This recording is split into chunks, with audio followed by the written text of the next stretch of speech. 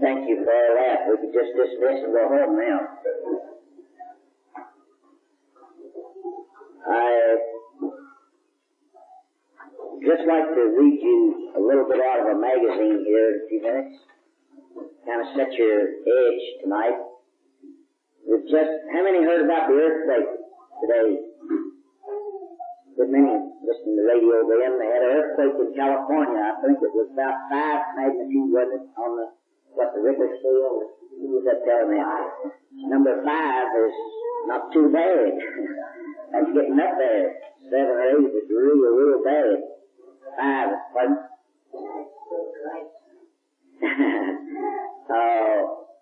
Anyway, I imagine some got a little shaken back there because hardly a paper comes out. There's not something in there about California earthquakes.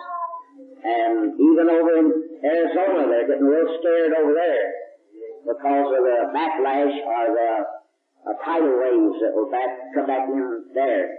Or not back clear into there, but they're afraid it might. And of course, somebody told me the other day, he said it was coming back into Kentucky. I said, I don't live in Kentucky, I live across the river. He said, well, you're about even right down here in Kentucky. I said, no, I'm 2 inches high in Kentucky. But anyway, what difference does it make how we get on the other side, just as long as we get on the other side? I just don't want to go to California to get on the other side because he said, come out. I don't want to disobey the word because I don't believe I'll get on the other side. Lord willing, if I'm here after 9 o'clock in the morning, somebody said, here, where are you going? I don't know. Every morning from 6 and 9, I'm ready to go. How do you know you're not going in the morning? I was just thinking about it a day or so ago. I said, well, Mama, sitting back over there in Indiana, if the rapture takes place between 6 and 9, I'm going to be 7 hours ahead of you.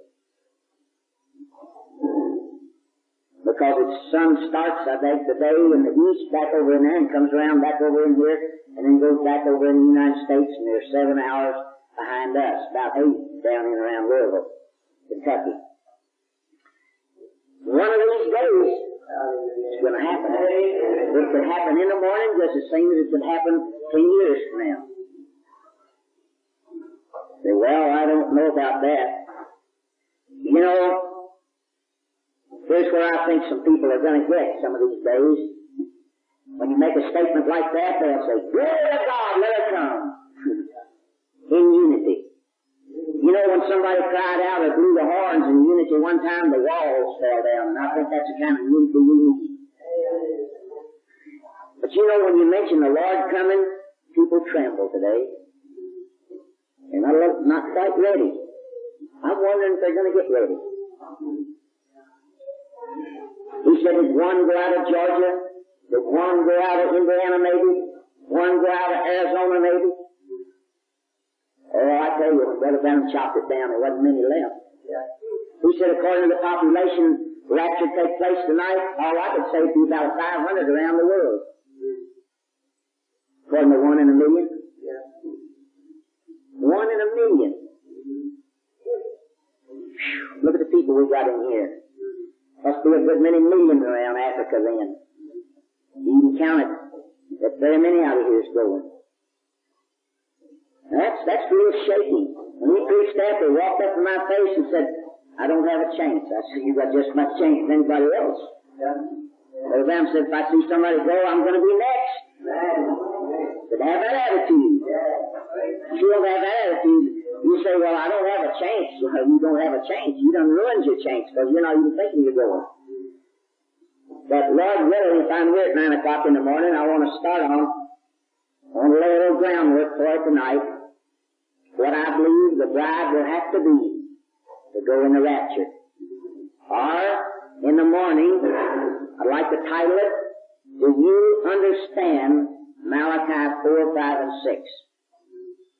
People have worn that thing so threadbare that it almost makes me sick when they quote Malachi 4, 5, and 6. And you might think I'm crazy, but after I made a study on Malachi 4, 5, and 6, I don't believe there's 1 out of 1,000 people that say I believe Malachi 4, 5, and 6 understands exactly what Malachi 4, 5, and 6 really is. You catch some in here tonight as I read the Scripture and lay a groundwork for 3 messages tomorrow that's going right on out of Malachi 4, 5, and 6 and recognizing the position of the bride. I'd like to lay a groundwork on that tonight. Do you recognize your position? Listen at a magazine here just a moment, and then we'll have prayer and read the Word of God and go right into the message tonight. I like, Saturday night, I always get hate in my heart about the devil, because this is his big night. I was in a valley decision a lot this afternoon when I found out I had 2 little titles for Saturday night. And I didn't know, I thought maybe there's going to be more services on Saturday, and I wanted to title something, so I wrote a title down, and I had 2. Then, when I found out there's only going to be 1 service, I didn't know which one to pick. One of them was a real slap exposing the devil in this so-called, I'm in the message groups rather. And then there was another one that's laying the groundwork for a position of the bride. And I said, what difference does it make about the devil? I'm going to lay a position for the bride. Let's just get out of this whole world. Let the devil go. Let him have the world. He's going to take it in the tribulation period. I don't want to live here then. Because everything's going to be turned loose the devil's got. I don't want to be here. You know, I've always thought that in the wailing, out in the outer darkness, the weeping and wailing of teeth, I thought that was hell all the time. And I found out when Brother Branham instructed us on it and everything that that's the tribulation period instead of hell. Yeah. You know, we Christ a lot of things in the Bible as hell. It's right here on this earth. Sure. Oh my, that man practically put hell here on this earth. No, he believed in a hell. Don't get me wrong now. I'm not saying he didn't believe in a hell. He didn't believe in eternal hell, neither I fell off my seat backwards when he said there wasn't no such thing. And then I said, Brother, I'm going to have to explain further than that. I know you're right, and I'm wrong, but I'm going to be hard on you. I'm going to have to make you explain that. And in a minute he went around and he said, anything that was created has to have an end. I said, thank you. You done straightened me out right now. There's no eternal hell. But that really knocked me out for a loop. I really fell off my seat backwards when he said that. I said, look out, Brother Branham. I've made statements a long time that you take doctrine out of every organization and every church on this earth and place it right in there in its right position. But I said, I didn't know you was going to Jehovah's Witness and Seventh-day Adventist. And, that really hit me like a ton of bricks. So don't worry, some of the things that I say over here, I've been knocked down and tramped on and cut and beat and chiseled on and sawed knots off of and everything when he preached them over there, when he tell them in public and things like that right here and talk to others, individuals and everything. And I had to really do a lot of studying on them. So if they really shake you sometime, don't worry, this old fellow's been shaken a lot of times when I heard those things too.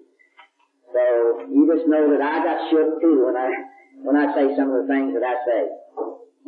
Listen, Friday news flashes and intelligence report in Parade magazine, March the 16th, 1969. Israeli nuclear bomb. Several European intelligence services are convinced that Israel has or soon will have the ability to produce a nuclear bomb. I don't know how to pronounce it, but it's in a town or something over there in Israel. Bimona. I looked at it once and I thought it was Domino, but it wasn't. Near Beersheba. I guess it's a town over there near Beersheba. In the Negev Desert. That's a new one on me. Israelis, I guess he meant there. I didn't type this down. Israelis have built a nuclear reactor with secret French help. The Atomic Energy Commission International has asked permission many times to inspect the installation, but Israel always says no. They can say no. Don't think they can't. The Russians have apparently obtained some valid information about Israel's nuclear potential and are therefore most anxious for all countries to ratify the Nuclear Non-Proliferation Treaty.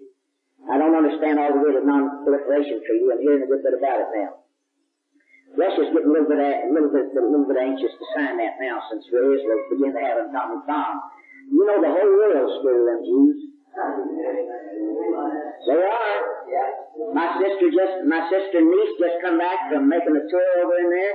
Israel, went over in Arab country, went over in Jordan, went over in I forget how many countries over there, run in and talked to people and all. And they said that one of the Arabs over there in Jordan, I believe it was a guide for them, and pointed over in one of the valleys over there and said, I want to show you, Americans here, said, look at that valley right over in there.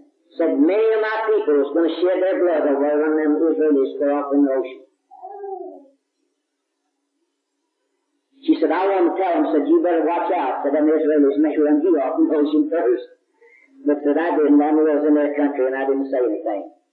Now, Newsweek magazine, March 24th, 1969, just a few days after the other. The Middle East training, Newsweek magazine, yeah. The Middle East training for Armageddon. Now, this is newspaper reporters.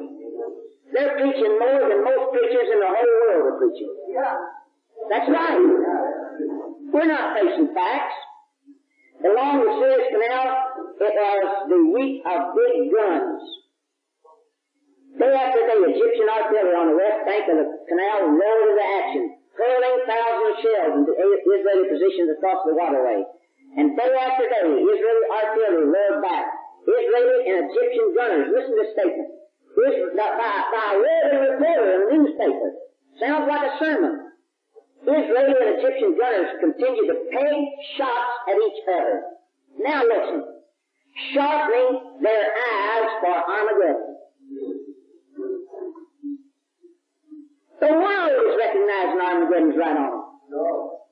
The church is not even recognizing it. They're building churches and going to stay here for years and years and years. I went to a campground down here. I know they're expecting the Lord. Growing by leaps and bounds and growing by leaps and bounds and, oh my goodness sakes alive. Go on down there and do what you've got in your mind to do. I had in my mind here a few weeks ago to go over and get me a stencil over there, big letters, Ichabod, take me a can of spray paint and go around the churches and get some night and just spray Ichabod over every door. I'll give somebody else a thought.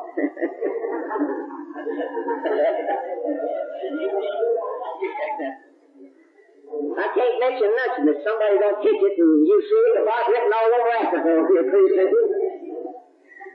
Oh, bless that boy. Listen, you want another shaking? Dublin, Georgia, Courier Herald, March the 13th, 1969. Look at this, something's coming out here in the papers in 1969. Catholic Church thinks about joining council. Yeah, they're thinking a lot about it. The Roman Catholic Church, you know what he said about that? Brother Ram said about Catholic Church joining the council? The Roman Catholic Church is actively considering membership in the National Council of Churches. A joint working group representing the Council and the United Catholic Hierarchy has been formed to thrash out the organizational differences. It will begin work in New York April the 8th, 1969. This is what? April the 4th, 4 more days and it'll start. Is that right? Put heads together and get organizations in where they can unite. Listen to this. New York, AP, March 9th, 1969. Crime is crushing us. Attorney General Warren's is his name. Attorney General Attorney General Warren's, I see, yeah. Attorney General John N. Mitchell is his name, reporting a 17% increase in serious crimes last year, called Saturday for state assistance to combat street crime exploding with expendable viciousness. As Attorney General, I can tell you that street crime and the fear of street crime is changing the fabric of our society. The fear of crime is forcing our citizens to change their traditional living patterns, to stay off the street at night, to shy away from helping strangers, to be distractful and insecure in their neighborhoods. Oh, I said distractful. They got it misspelled there. Well, yeah, that's right. They spelled it and put another letter in it. That's the reason I kind of hesitated. It didn't look like it, but they left out a letter in the first word and then down below it there where they spelled it right. That's world news reports. I tell you people, if there ever was a time, we better be getting ready. It's now. I hope this shakes you up a little bit tonight. How many in here feel a little bit of that fire that was burning last night? Did you raise your hand? Did you get any of it last night?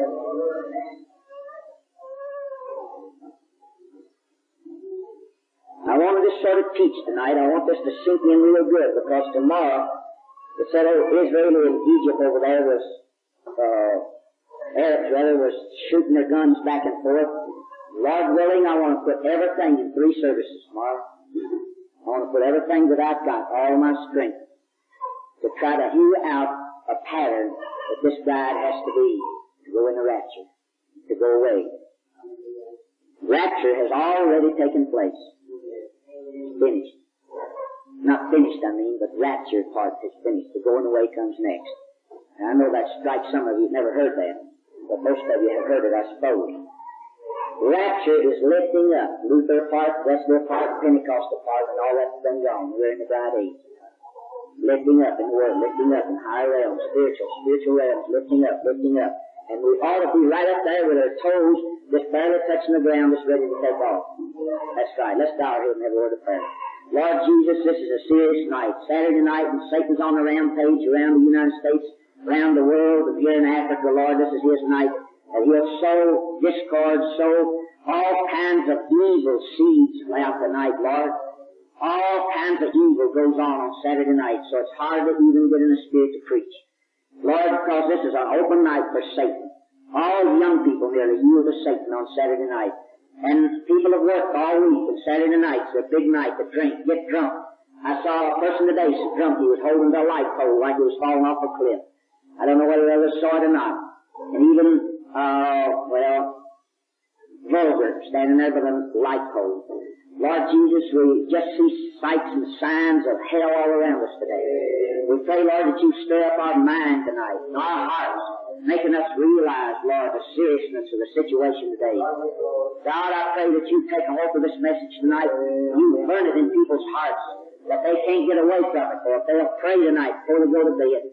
And Lord, I pray that you continue on with them until tomorrow. Those 3 messages, I pray that you stir people's hearts until they're so disturbed that they'll make things right and fit a pattern of the bride that they can't keep from it, Lord, that will just force them, nothing else, right into that pattern, because one of these days, I believe soon, that something has got to begin.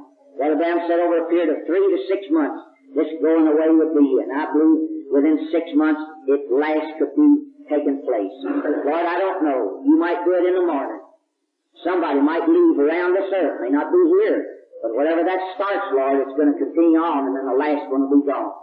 Lord, I pray tonight that I might decrease and get out of the way, that you might take over, that thy Holy Spirit will speak through lips of clay that's unworthy, Lord. But Lord, if I have a call from you for 14 or 16 years and then rebelled against it, Lord, I'm here tonight to open my mouth for you. I'm here to surrender my life to you. I'm here to surrender my all to you. Would you use it tonight for your glory? We ask it in Jesus' name. Amen. I want to turn over here to Ephesians just a few minutes. To start on this book of Ephesians here about the 11th verse.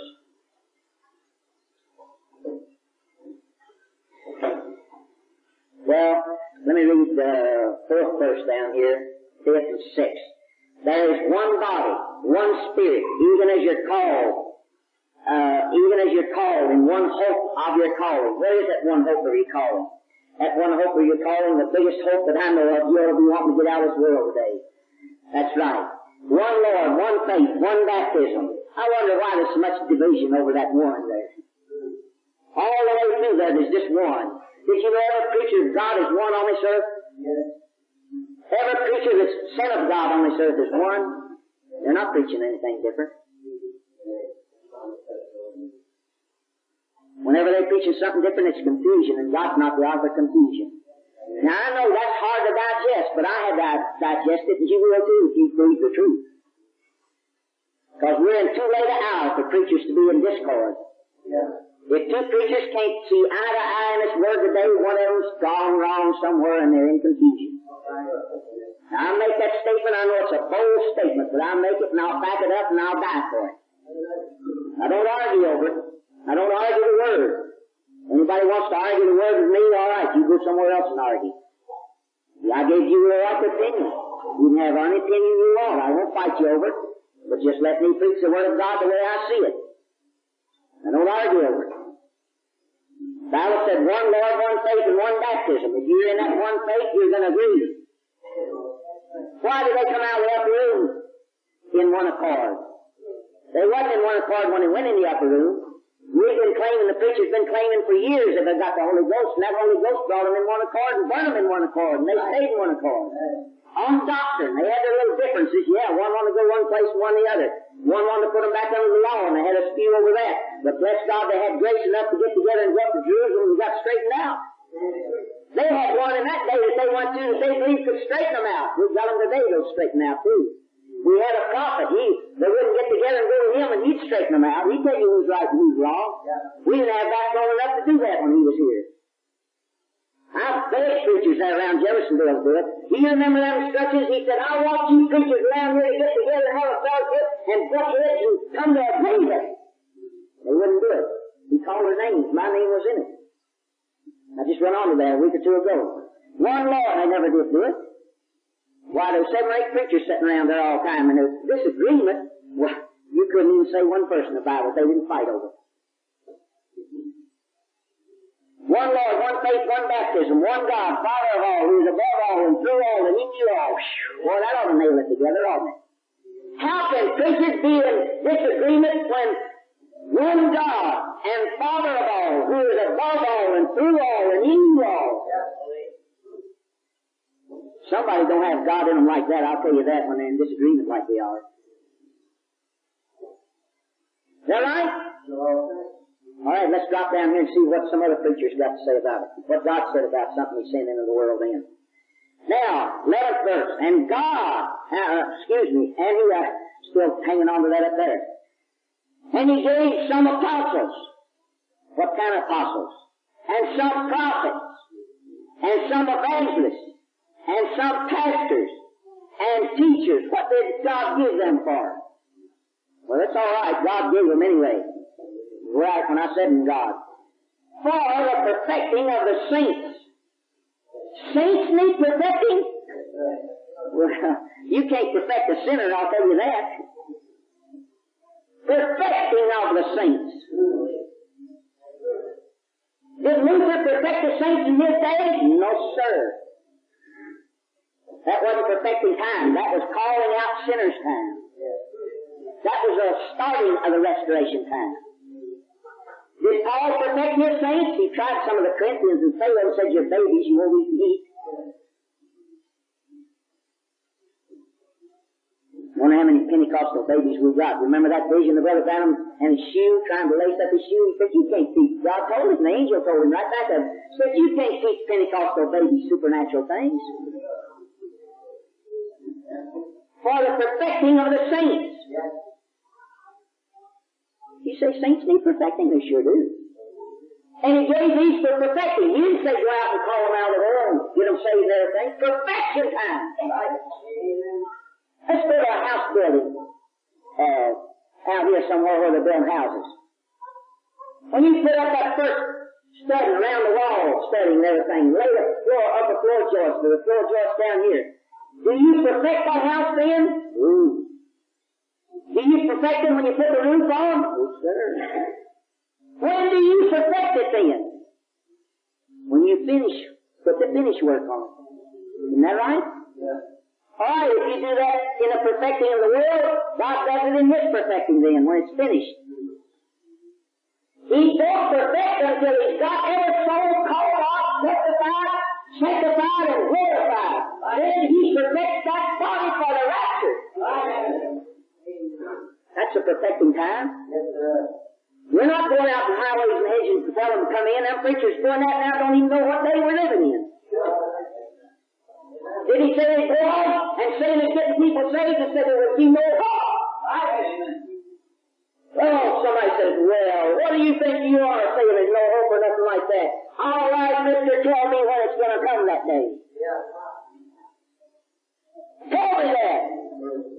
Brother, you tell me that and I'll tell you you don't know what you're talking about. You'll be saying that going on down in your tribulation period. Jesus will never come as far as you're concerned, because you're looking for him in the physical body and he never comes that way. When's he coming? There's a thief in the night. He's already come and they didn't know it. They're still preaching he's coming and they don't know it. They won't ever know it. They'll drop off the tribulation period, it's all over, and they still won't know it. So what's all this tribulation about? I thought there's going to be a rapture. He said, it's already happened. You didn't know it. Did you know that might be this day this scripture's fulfilled already? That's right. As far as the rapture's concerned. For the perfecting of the saints, for the work of the ministry, for the edifying of the body of Christ. Till, now what? Till we all come in the unity of the faith. Unity of the faith. There's only one faith, you know. What did I read up there? One Lord, one faith, one baptism. Oh, I want you to know I'm the Trinity faith. I want you to know that I'm the Assemblies of God faith. I want you to know that I'm a Methodist faith. I want you to know that I'm a Baptist faith. Well, I'm of the Catholic faith. Well, I'm of the Better Tabernacle faith. I'm of the Tucson Tabernacle faith. I'm of this faith. I'm of that faith. I'm of the Emmanuel Gospel Tabernacle faith. I'm of the Emmanuel Center faith. I'm of the Bible faith. I want Jesus' mind. Faith. One Lord, one faith, one baptism, one God, Father of all, above all, through all, and in you all. Oh, every time we can have it, that every night and all of us here. Right? Oh, now, where to leave off? Somebody keep your finger off where I read, and then maybe I can go back to it. Till we all come in the unity of the faith, faith that was once delivered to the saints. That solves Malachi 4, 5, and 6 right there. Well, I'm Malachi 4, 5, and 6. And two of them get together and you see something like that over another scripture. Yeah. Well, you haven't got Malachi 4, 5, and 6. No, sir, you haven't. Your faith hasn't been turned back to them apostolic fathers because they have one man and one Lord, one faith, one baptism, and one unity. Now you see where I'm going in Malachi 4, 5, and 6? Well, they don't know what Malachi 4, 5, and 6 is in that, and I'll tell you that right now. Preacher stood and told me, he says, there's not two people in that congregation who do the same thing. And then 5 minutes after that, there and said, I want to tell you we're the bride. Brother, I thought the bride is not that divided. No, sir. Wouldn't you like to see a house that's in the shape of a church like that? You wouldn't have one piece of timber touching the other. And call it a house. Now that's exactly. And calling God's house, not two people agree. You know what God's house is? Not this brick, wood, mortar, and stone. It's you sitting in them seats. That's God's house. God's house is where God dwells. He don't dwell in brick, wood, mortar, and stone. He dwells in physical parts, supposed to. But if you're that divided, He don't dwell there. I'll tell you that right now. Not to somebody's heart. Two that disagrees, God may not be in neither one of them. But I want to tell you, you can't be in both of them. Right. You know what we ought to have today? Just exactly like Elijah's day had, a preacher killing. That's right, 700 over our preachers, all one cord over in one day. I think Elijah wanted to take them out and kill them if he couldn't do it. The world would be better off tonight if they take about 99% of the preachers out and shoot them. Right. The people wouldn't be near as confused, I'll tell you that. That's right. You can go somewhere and preach to people. They won't meet in the tabernacle down there. The preachers and everybody else don't. Preachers give me more trouble than anything else. I wish you knew exactly what you, Brother Randall, thought about preachers. Yeah. I'd never claimed to be a preacher if I'd known what I thought he did. I'd known what he teaches about preachers. Oh, mercy. Let's get off of that. Here we are come in the unity of the faith of the knowledge of the Son of God. The unity of the faith of the knowledge of the Son of God. Knowledge of the Son of God didn't say the house of God was divided, I'll tell you that. Into a perfect man. Was Adam perfect? Sure was. Now these apostles, prophets, evangelists, pastors, and teachers are supposed to preach something to bring that church in or bride into that perfect man. I don't want to have them do that. jump around like a little filly colt with a burr under the saddle, and somebody 300-pound man riding in that saddle. When they bring out certain things today to try to protect people. Boy, I tell you, people just don't want to be perfected. Sell their birthright for a little old mess of pottage. Looks like we've got more Esau's than we got saints today. What, did Esau sold his birthright for a mess of pottage? Is that right? Yeah. Son of God into a perfect man, into the measure of the stature of the fullness of Christ. That's a big mouthful of words right there. That we henceforth be more... Maybe I better not read this. That we henceforth be no more children, tossed to and fro like the Corinthian church. I got a tongue, I got a prophecy, I got a this, I got a that. I want you to know I'm a Paul, I'm a Apollos, I'm a this and I'm a that, I'm a Ashley Campbell, I'm a William Graham, I'm a Bella Green, I'm a this and I'm a that and I'm a this and I'm a that. I thought you was a Christian. What are you? Brother Brown said one time, he said, I think they got the preacher spirit instead of the Holy Spirit. If the preacher stands up and shakes, they all sit in their seat and shake. If the preacher goes to wobbling around, well, they go to wobbling around. He said they got the preacher spirit. That's right, preachers got spirits. I don't want most of them spirit either, I'll tell you that. And I have a hard enough time dealing with my old Beeler spirit and get it out of the way.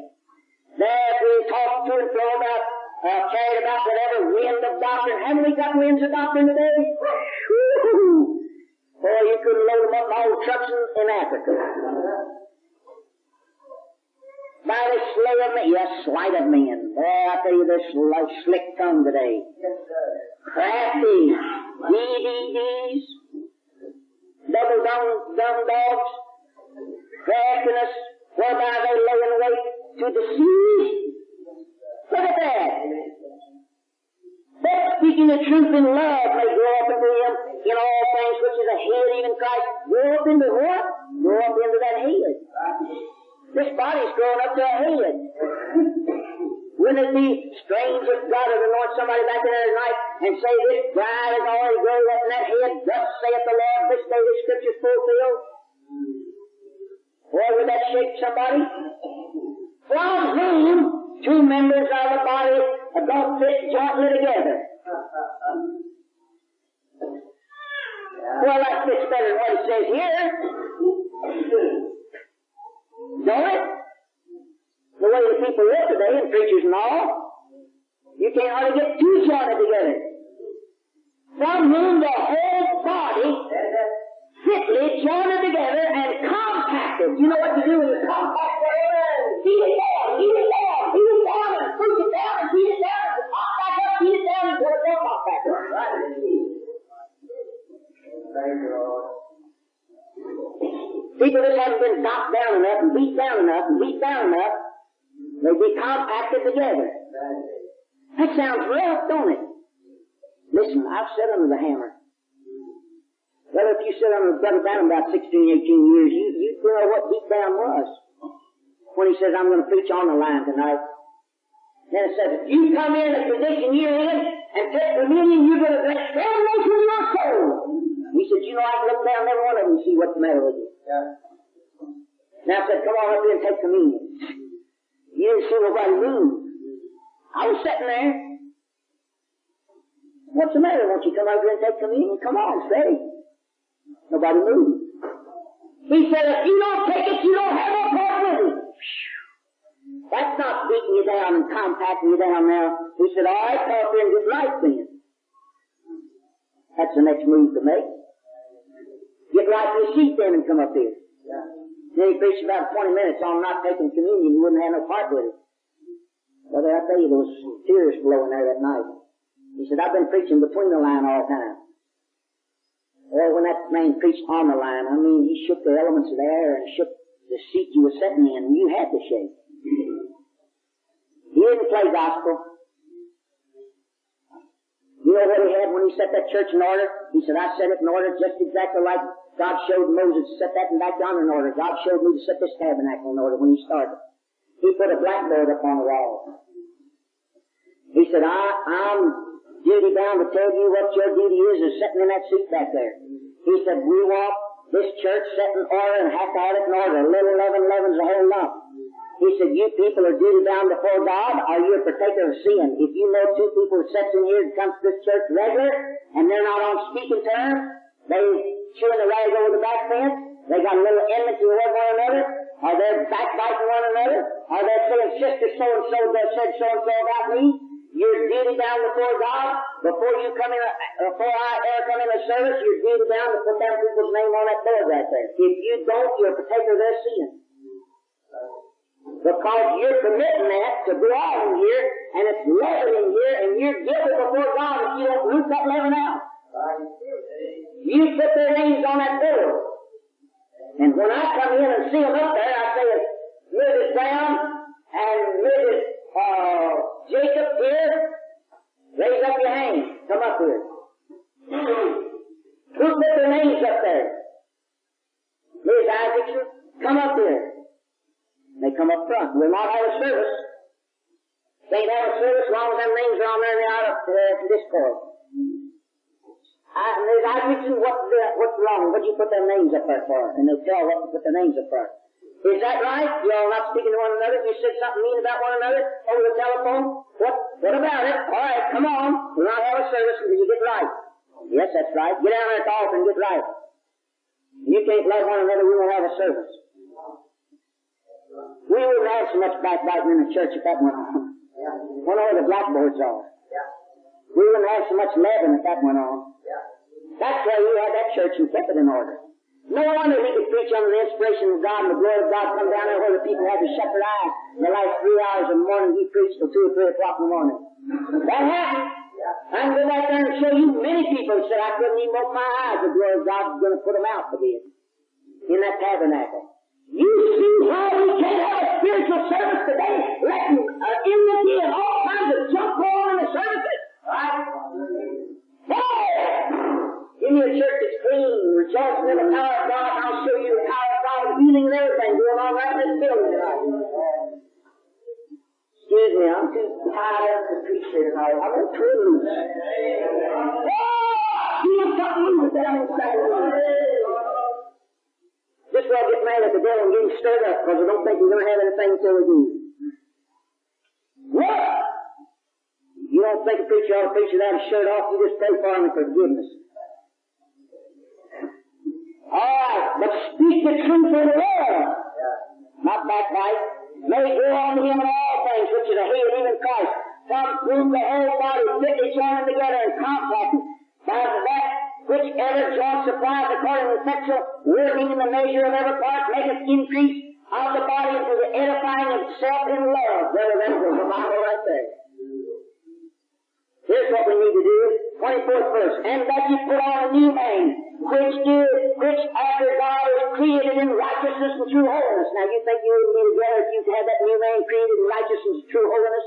Brother, I want to tell you, two people filled with the Holy Ghost and disagree, one of them's of the devil. I don't care what the thing the Holy Ghost is in them. Somebody's got a devil or unholy ghost instead of a Holy Ghost, because this Bible don't divide, it brings together. The power of God brings together, and the Holy Ghost brings you together. Brother, you don't take an old cow out there branded with one brand, and another cow branded with another brand. I mean, both cows branded with the same brand. They don't go around shooting rags and say, I belong to one boss and you belong to another. And also they say, we've got the same brand, we're out of the same family, we belong to the same boss, let's eat grapes and feel together and not butt one another. Isn't that right? I just need a little howling back there, amen, every now and then, and I might fight the devil for him, and if I learn to teach off fighting tonight, I'll drum him to death. Amen. Let's see what kind of church. You all say amen right quick, and I might let you go home about an hour and a half. If you keep saying amen, I might stay keep you here all night. Let's go to volume 214. 19 and 56, start there and go right down through 56, 57, 58, 60, 65, right on down. This is what the message said now. I read the Bible, what it was. He sent these to perfect the bride, to bring them in there and everything. When all the bride's going to be perfected? If you know what God's supposed to know, it's there in perfection now, nobody can see it. A Christian is not talked about. Why is two sons so talked about? Why?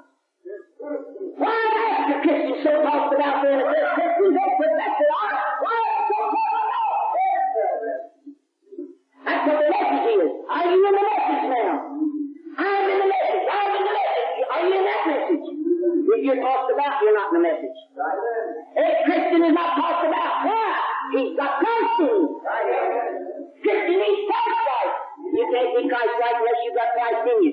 Right up here, one God, one Father, of all, who is above all, and through all and in you all. That's a Christian. Brother, if he's in you all and wills you all and rules you all, brother, you're dead and you live. When you're fighting, feuding, suffering with everything against one another, you're alive and Christ is gone.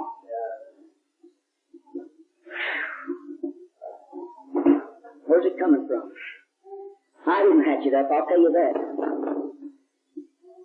There's a Christian again, under the veil living in the shine of glory. Too many profess to be a Christian not living in that shine of glory. You and I are telling now, this is a message. This is all in Volume 214. He said that in 1956. We haven't got the telling yet. You say, well, I'm in the message. I'll be right around a prophet. If you believe him as a prophet, obey his word.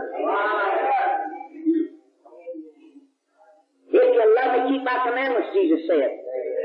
All that love me, do you love that kind of teaching that he laid to him? Somebody asked me that. Didn't he say all that loved him and all that he loved? He didn't love you if you didn't meet this pattern.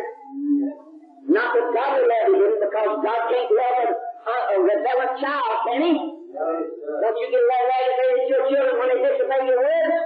Well, look how much higher God is. You're supposed to be his child. You think he don't chastise you then? If you're getting chastised tonight, obey it, or you're a bastard child. I know that's hard words. I'm trying to stir somebody's soul tonight. I might make you mad and stir you, but bless God, some people you got to make mad to get them glad. I know that Bible cut me all to this when I was convicted, and I got real mad, but bless God, when I was ready to walk in it, I got real glad, and I haven't got over it yet. You know what? That little old Baptist preacher used to say down there, but I want to tell you, I'm going to preach the gospel just like there was two old tomcats over there fighting in a back alley somewhere. But did you ever wake up at night with two old tomcats fighting over in the back alley so you couldn't sleep? Said, you know what? But I'm going to preach the gospel just like that tonight. I thought, what in the world do you mean? He said, I'm going to preach. He said, one night I got up and two old cats fighting over in the back alley. Said, I couldn't sleep and went out to yard and got me a rock. And said, I tossed it in there over that rock back over in the back alley. And said, one of them cats went, ah! Said, the other didn't say a thing. He said, if anybody goes round tonight on my preaching, he said, I know they got hit, just like that old tomcat. He said, don't let it go round unless you get hit. I thought, yeah, that's about right. I see where you're going now. Yeah. I don't like that kind of preaching. Well, you get right. Did you know you can take a cat and you can rub it down like that? But you rub it back that way to see what he does. Boy, the big them old claws in you. I've got so many claw prints after I got done preaching by preachers. Scratch your back, scratch you on the arms, scratch your ears, scratch you all over. Why? No tomcat got hit. He got red fur lost the wrong way. I bet they don't anybody speak to me tonight after I leave here. Say I'm choosing rubbing their fur the wrong way. Oh, I feel good. Because I can see where we're going here. Under there, living in the sky of glory. The most powerful weapon in the world is love. Amen. Do you carry a powerful weapon? That's how I conquer disease, is by love. You're not conquering disease? Check up on your love supply. Uh-oh, here's a good one. The anointing is supreme power of God. Do you believe that? If you see a person under an anointing then, why aren't you scared to go out and get prayed for? I mentioned that pool over there the other night. Did you know they laid around that pool year in and year out and they fight trying to get in that pool when the water was stirred? And the Holy Spirit can come down in here like this and everything, and people can get so drunk like some of them was last night under the power of God, and nobody ever goes to them and says, you pray for me right now, I know I'll be well. That's when the water's stirred. Well, last night anybody could have got anything that they wanted, any kind of desire they had if they'd only just moved out and asked something. That's where we ought to be today. Brother Brown just played that gift all around the world and God was healing people everywhere. He's still the same God right now. But He's in the bride. Wait in the morning. Place that in there right. The anointing is supreme power of God. Father, that's all in Volume 1456. And this is on Saturday night, April the 4th in Africa. 5th, yes, I'm a day behind time. Volume 29, 1956. Persecution arises. Is it on its way now? Hatred, persecution. Church comes to its height. Then, there you are. Is it going to take severe persecution to push this side? That you ought to be like it did Israel right over yonder? Every time they got eased and signed, they backslid. Did you know that's what's the trouble with the world today?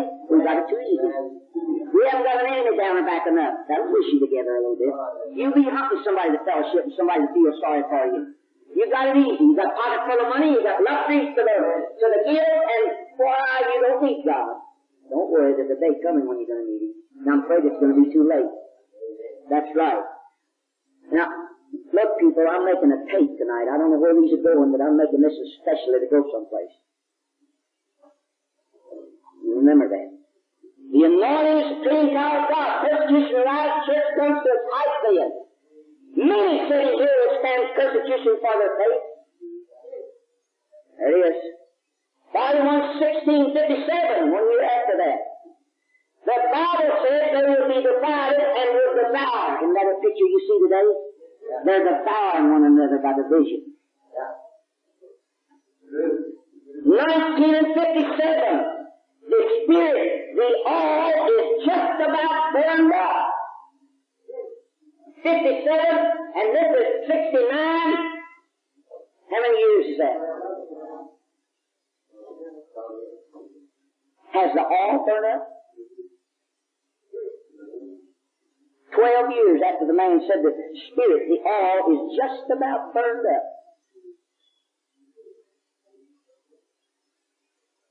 That makes you do some serious thinking, don't it?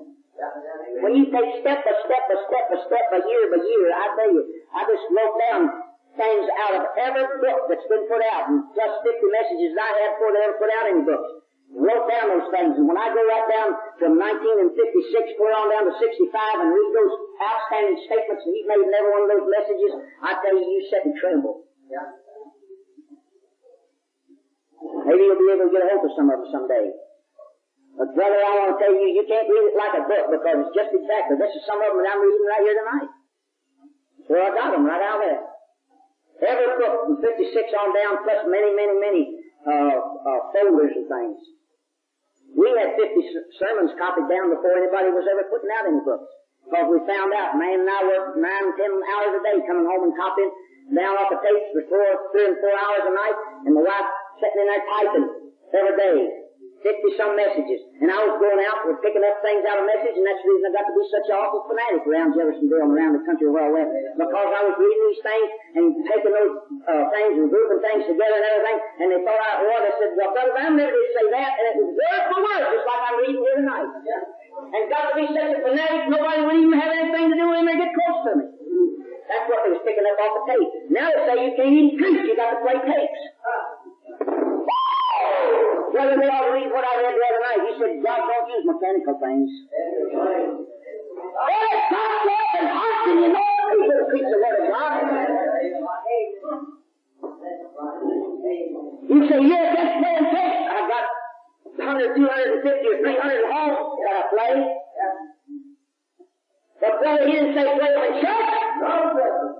Get you know that preacher that can speak for God. He said, the bride will have that, saith the Lord, not those tapes. Well, what did he say, play tapes in service? They've got it bowed down in Burnham Tabernacle now, all you can hear is tapes. Ichabod written over the door. I just as well say it, it's true. You see why they hate me now in Jeffersonville? Many said here will stand persecution for their faith. Yeah, many won't, because they didn't have the kind of faith. Bible said they did divide and devour. Spirit and all just got burned up. There will be no more oil to put in a lamp. 1957.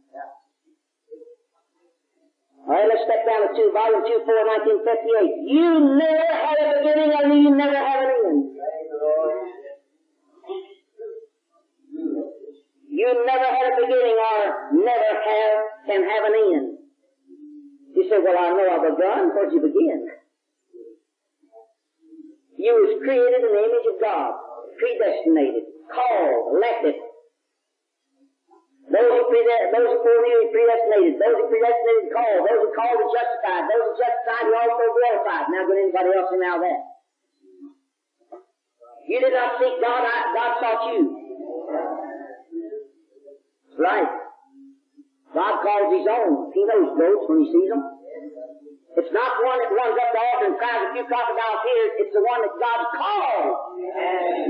The church filled up with crocodile tears. The preachers preached a little psychology on them, and they got convicted and run up at the altar and went back and lived like the devil.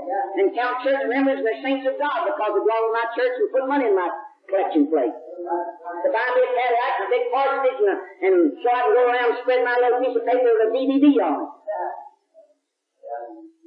Brother, I want to tell you, you know what Peter's done with the DVD?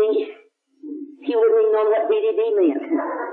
Can't you see old John the Baptist coming out there and legislating up these bones and old cattle skin around there and a locust flying out of his beard and honey running down and dripping off his chin? Sure. Why, who told you vipers to flee from my place? They saw a priest who needs to repent and show me you're a child of God, and then I'll say you repented. You don't see many John the Baptist preaching today. He got a lot of one day he says, my Christ, you to hold your brother's fire. Stop doing as often as you do.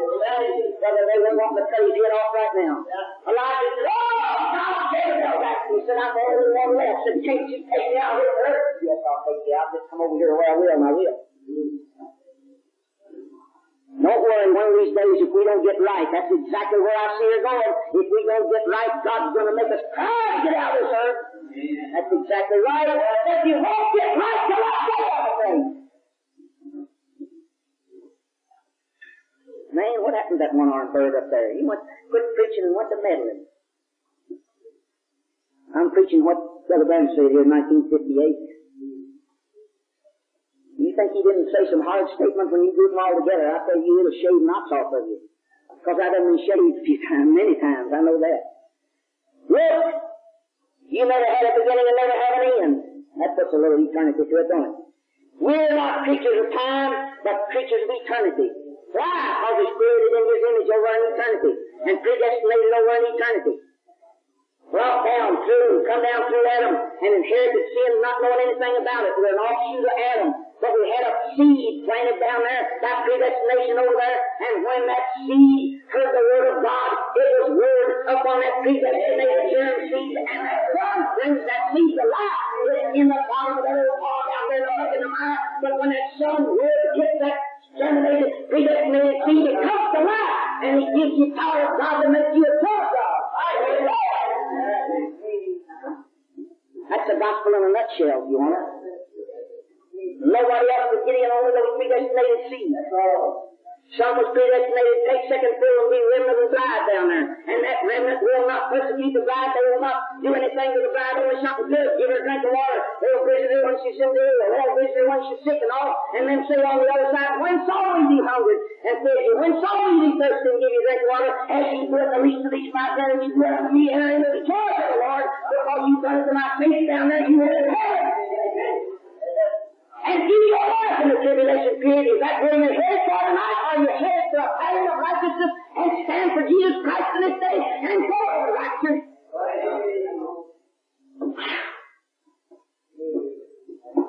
Whether that's not coming from me, I'll tell you. Because I'm an 8th grade dumbbell.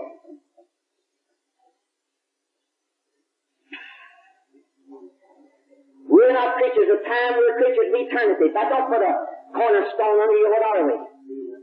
Brother, we're not little nickel-proof here in this world. God made you a son of God if you're a Christian. Why be scared then? stick his chest out and say, I'm somebody. You remember that story?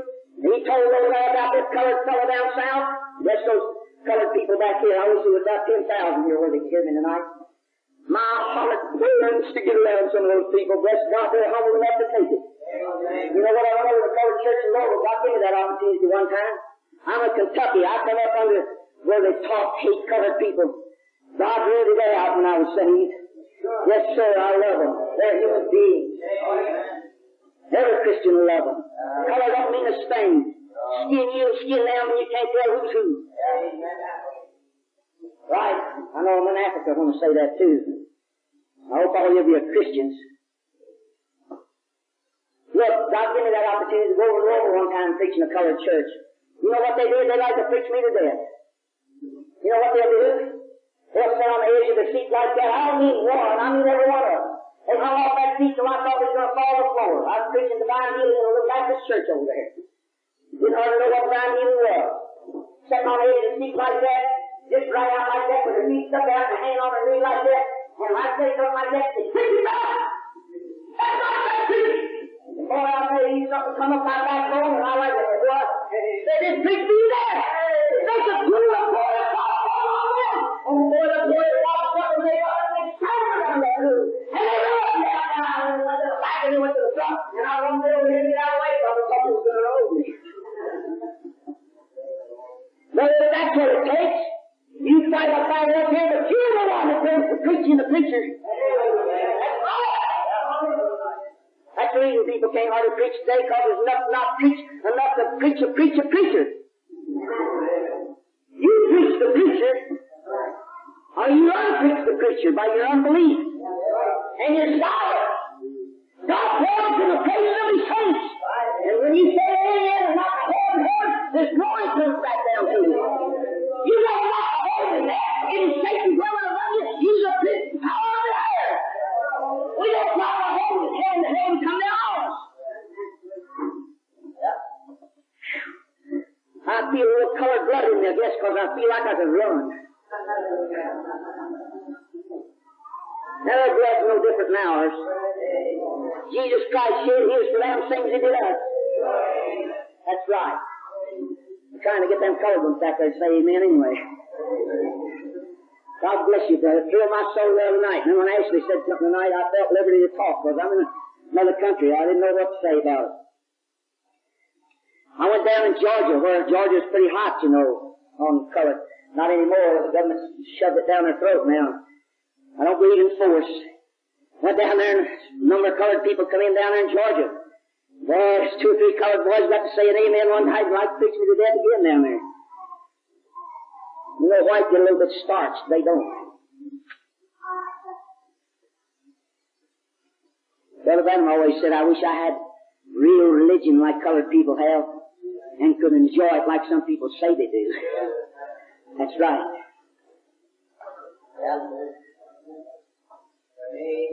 You know what? You can go around Africa anywhere you want to. White people just... Yeah, that's true. Are you a Christian? Yeah.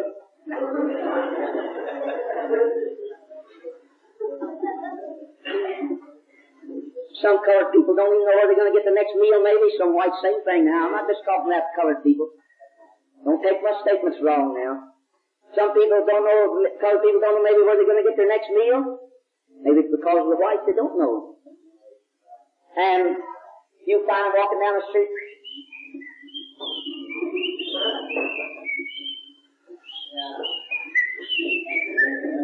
They got a spray in their step. Walking to dance. They may not be Christians, but they're happy. That's right, they may be Christians too. They're that much happier if they are. And white people go around. Just watch them. Watch them. I saw too many of them here the other night. That's the reason I took a crack at it.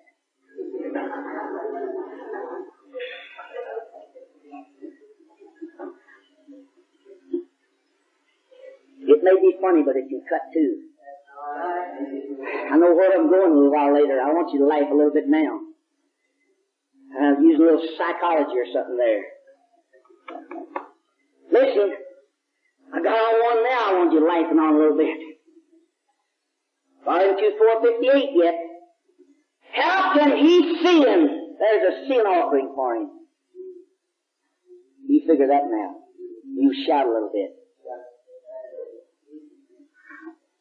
You're not a sinner saint now. There's a sin offering for you. And if you're born again, you know exactly when you do something wrong. And you say, Lord, forgive me. I got tripped up that time. I don't want to do it, Lord. It's just that old flesh got a little bit too big. You better go out and chop the flesh off, like Paul said, crucified daily. Brother, that's the day we're living in. Chop on that old flesh. The biggest enemy you got in this world is yourself. Crossing Jordan is crucified self. A lot of people haven't crossed Jordan yet. Let me tell you another. Now, you probably heard it on tape. I don't know why I tell it now to colored people here tonight, but I think they'll enjoy it. Nobody in the world loves to preach to colored people. We come to Africa to do it and didn't get to do it. No more than Brother Brown. Told a story. This is about colored in America, not in Africa. It's so good. They can come up with better ones than white people. That's the reason I'm telling them. He said there was a colored man down south one time in slave time in America. And said this slave went to a gospel meeting. Independent meeting down there back in gospel days. And he got saved. He come back, went to his slave boss and was working. And the boss noticed him different. He watched him a few days, and he said, Mose, said, come here, I want to talk to you. He said, I've been watching you about a week now. And he said, you're not the Mose that I used to know. He said, I want to ask you something. He said, what's happened to you? He said, boss, I got saved. I went to a gospel meeting last week, and I got saved. He said, I knew something happened to you. He said, I've been claiming to be saved for years. He looked up at him and said, boss, you don't act like it. He said, that's what I was fixing to say. He said, I don't have what you got. He said, Mose, can I have what you got? Tears come in his eyes. He said, yes, sir, boss. He said, you can have it. He said, where can I get it? He said, come on, boss. I'll tell you where to get it. He said, can I have it today? He said, yes, sir, boss, come on. He said, boy, that's good. I'm glad to hear you say that. He said, come on, boss, I'll show you where to get it. When it took him towards the barn, the door there led up in the hayloft, and he said, Mose passed that, and he said, hey, Mose, so we can go upstairs there and get on the hay. It's soft up there, and he said, you don't get it there, boss. No, sir, I said, that's too soft. But you don't get it there. Went on back, the corn crib, and a bunch of shucks back there and everything, and shucked the corn. Passed that door, and he said, Mose, said, can't we go in here in the crib? Said, there's nice clean shucks back in there. Said, good place to kneel down. He said, can't we go in there? He said, no, sir, boss, that's too easy too. He said, where are you going? He said, come on. You said you wanted it. Come on, I'll show you where to get it. He said, where are you going? He said, come on, follow me. I'll show you where. Walked on out the back door of the barn, went out in the hog lot, got in the mud about up to his knees. He said, come on, boss. Come on. He said, where are you going? He said, right out here. He said, He said, I'm not coming out in that mud. He said, I thought so. He said, you didn't want it. He said, I thought so. I didn't think you wanted it. That's not old good, hectic, corn-fed, bacon grease gospel. I don't know what it is. Pentecostal churches got pillars now you kneel on about a foot thick. No wonder they got Jezebels and Ahabs all around them. Brother, I want to tell you, when they fell on them old board floors and concrete back in there in them old days, they come up with a gospel that lived in them. They didn't want no organization out there. Brother, they condemned that thing and they said it'll burn in hell. Most Pentecost belong to it tonight. Just look where your forefathers come from. Pentecost, Brother Brown said, is worse. I mean, not Pentecost, I mean independence.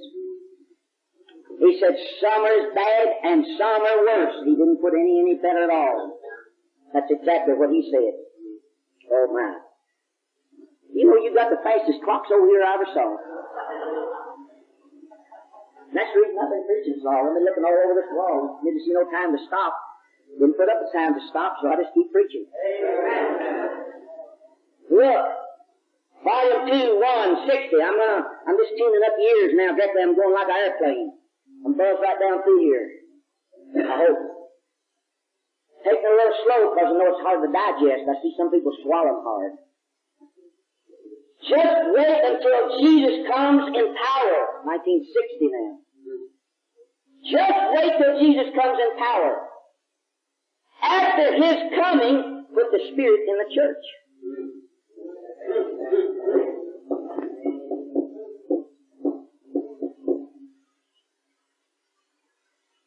Quiet in here.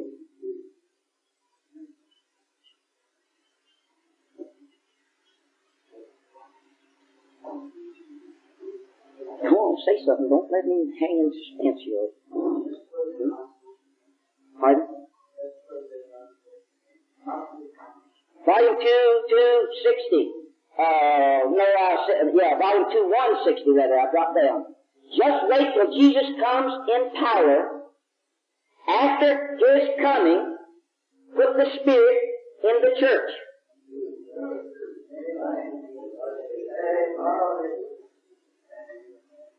Is that promise good today then? Go to volume 2, 160. There's a lot more around it. This is just a little kernel that I've dug out. Volume 2, 260. That's just a month later. A book later. I don't know what the dates are. Well, 60. I don't know what the month was. That's right. That same God will appear in the flesh of His church.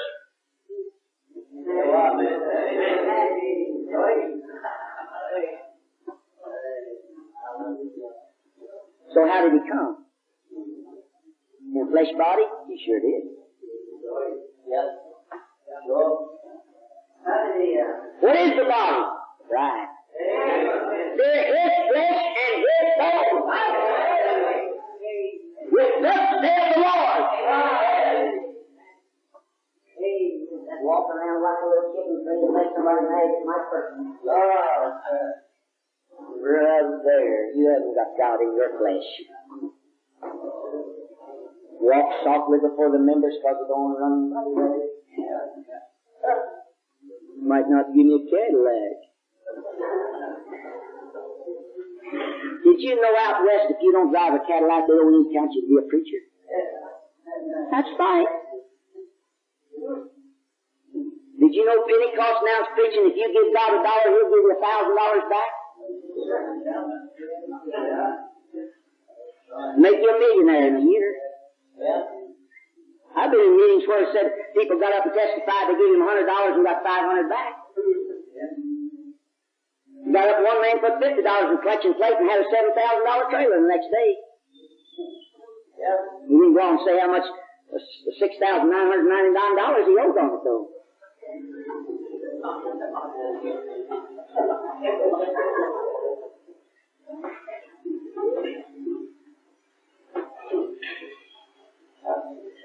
Biggest liars in the world. Got any blood sign over here? Ain't standing in the pulpit over there preaching the blood sign and says, bless God, I want to tell you the blood sign's about to appear. See the blood? News reporter sneaked up after it's over and picked you back here, crucifixion and everything, blood dripping out of it. After everybody left, he hid in the back corner of the room because he was there to check on it, and after he left, he went up there and there was a needle sticking through the wood up here where the fellow pricked his finger and blood would run down his finger. Went over at that picture and it had a little vial of blood with a tube on it running down the bottom of that, just let it drip every now and then, preaching the blood sign. I lived right by that Mormon preacher that taught in the tabernacle for a year or two. They come over here and spread the blood sign around here in Africa. You ought to see the church she built. Not church, their playroom. Over there, I know her. I used to take her to the hospital a lot. She wanted to see how I was praying for those TB patients down there in the hospital. A lot of them leaving healed. She got a hold of it, and she was going to the tabernacle teaching Sunday school. In the main auditorium, standing behind the pulpit, when Brother Bram was gone, he come in and saw her once, and she put a curtain up and cut the people off and talked to two people there. That man took a rock ride right up over that tabernacle. When he come down and got in that pulpit, he said, take that curtain down. Brother, you don't ever divide this tabernacle into two parts.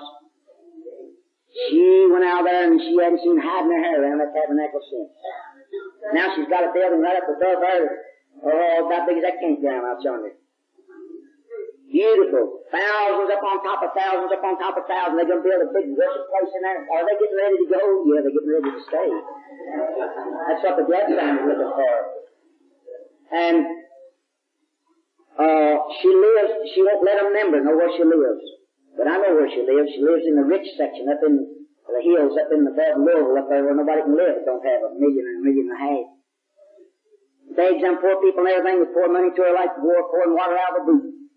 She's got a special room back in there with a big lounge fountain there about that big. She goes back in there and lays down, and then women rubs her till the anointing come on her and she prophesies.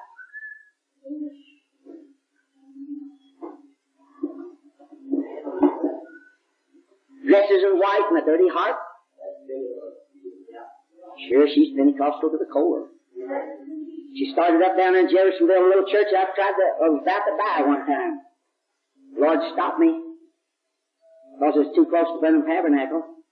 And started up down there and had meetings 2 or 3 o'clock in the morning and made so much noise they had her arrested and kicked her out of town.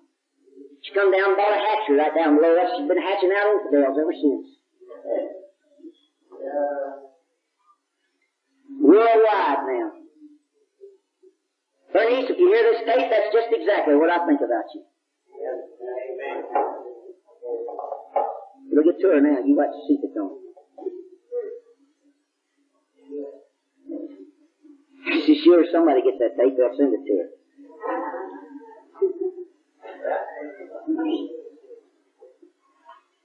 That's all right. I got it in my heart. I just well say it. God knows it. She's false. Right. She won't even let her congregation know where she lives. Because she lives so rich. Her husband liked to kill her one time when he found her out.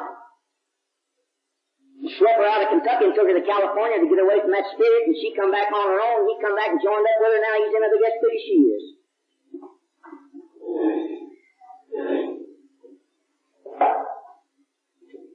Call black, black, and white, white. Why not?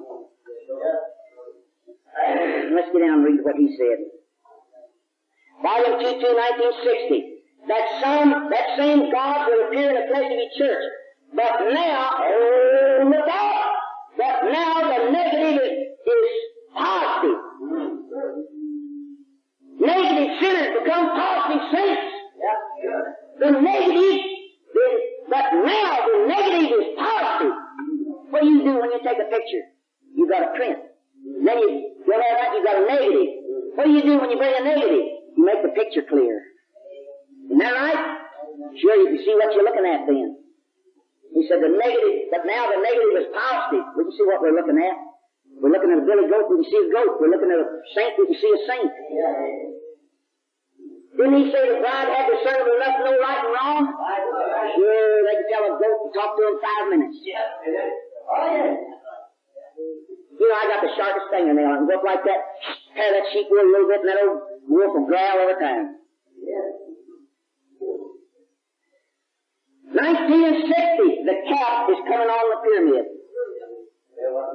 5 years it all been coming, it all be here by now, isn't it? Cap is coming on the pyramid. He promised in the last days he would come into his church. How long has the last days been going on? As he's coming. Are you in that kind of a message? No, I'm looking for the Lord to come soon. That's not in his message. Did you know that? Volume 2, 260. He promised in the last days he would come into his church. You know what the last days was? The ending up of that 7 church age.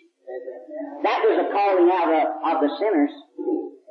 The 7 church ages was given a lot of time to call out that bride out of sin out of Egypt. That 7 church age ended. The calling, the lap over. You know the church age laps over. Lap over there to the seals. Go back to about 3 or 4 messages before the seals, 2 messages before the seals, and see how he's exhorting people to get right. Get right. Get right. Get right. Preacher, bound right up to them seals. 6th seal, he said, the things will be over right now soon. It was the next night. He said, I've got children. It's not under the ark of safety. It's the same as you people. He stood up and closed that 7th seal out. The coming of the Lord. Oneness with God in a book, I think. 62 now. Believe in me, not on me. You can believe on him and be a million miles away from him. Read the history of him. If you don't have him in you, you can't believe in him. Because you're not in him to believe. What does it say about the Holy Ghost? I can't get a hold of that scripture right now. Oh, here's one. Let me find the scripture on this. Matthew 24, because I know you want a scripture on this, and because this is really, this scripture is fulfilled a long time ago. Matthew 24. Let's go to it just a minute. Because I've got to read something in here. I want you to look at it, you read it now. I can't find it in 17, can I? Matthew 24, 39 and 40. Alright, here's what he said. Take one, leave one at the coming of the Son of Man. Matthew 24, 39. And he knew not until the flood came and took them all away. So shall it be at the coming of the Son, so shall the coming of the Son of Man be. Then shall two be in the field. One shall be taken and the other left. At the coming of the Son of Man. The prophet. He took one, left one. Took one, left one. Didn't he call the bride out of Egypt? He took one, left one. Took one, left one. Now, I've always made that the rapture, but it absolutely is not. That happened at the coming of the Son of Man. So it's fulfilled. That knocked me for a loop too here the other day. You go back and read this, and well, I don't know if you got it though. It's a folder. Oneness with God in 1962. Oh, I just got a whole page there. I couldn't copy it all down. I just copied the kernel and read the scripture. But he brings it right out there. That's when the day took place. The Son of Man's day. I know it shocked me. But nearly everything that I've been here in the tribulation period and back over and gnashing of teeth and everything, I've had it in hell in the tribulation period. Out of darkness and tribulation period. No Holy Spirit here. Why is it out of darkness? Yeah. Sure, it's out of darkness. The light's gone with his saints. Yeah. Volume 31162. Except in mind, believe in heart, word becomes a reality. That's what it hadn't done. The reason a lot of people can't be happy. The Word is a big letter. They just got the Word, but it hadn't come in the mind. They don't believe it in their mind enough to get it down into the heart. The Word will become a reality. The Word in your mind never becomes a reality because Satan's got that mind. He took that in the garden, took Eve's mind in the garden, and took Adam's heart in the garden. Because God was in Adam's heart. He didn't fall. He was wise enough to know what he was doing. Well,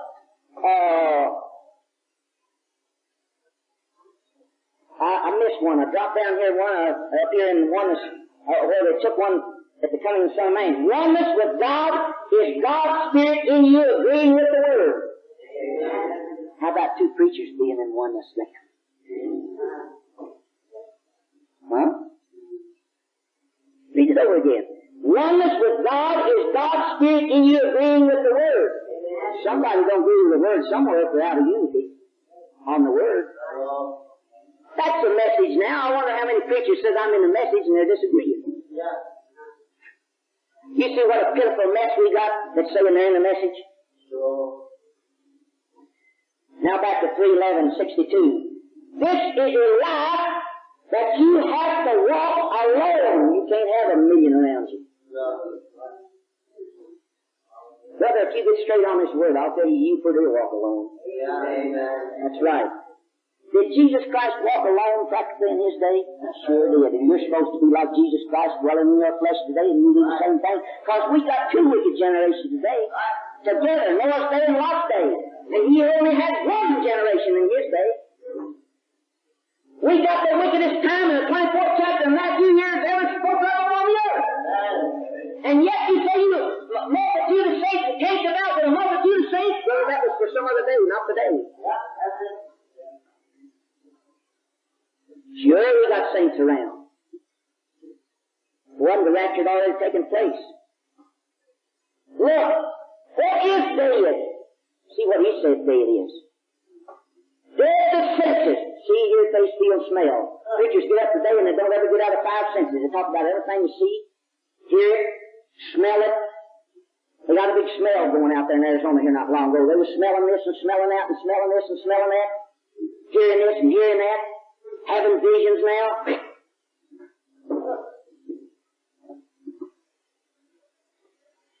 What is dead? Dead to see, hear, taste, feel, smell.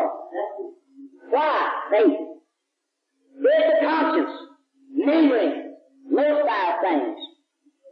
If the 5 hour senses is dead, see here, taste, feel, smell, the 5 first engine is dead, where you got to go to? You got to go to that soul down there. And the spirit lives in that too. What? Faith and self-will has to be broken down for that spirit to get in there. Then you get in that time and you agree. Because your 5 senses, what's all the confusion about, and your conscience, memory, and all those 5 things, you got to learn.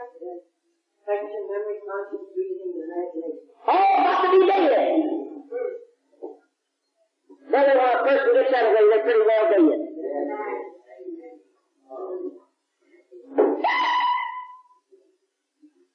That's how live some people are. You just touch them a little bit like that, and they'll school you. Yeah. Did you know you can kick a dead person all day and they don't school a bit? You throw a rock over that glass back in the back alley and hear a dead cat and it don't meow a bit.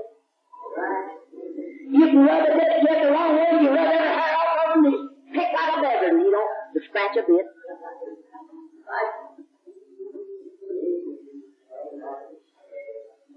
I'm down in here around limes.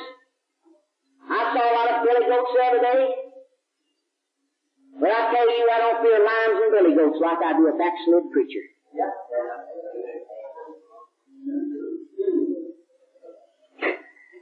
We need old that doctor come down here and preach a little while with tongue-tied, full mind. When I get talking like him, then I can't unwind the tongue and get covered right. But I want to tell you that doc back in the Washington State, he's out there and he says, "Well, I want to tell you." What's your volume there?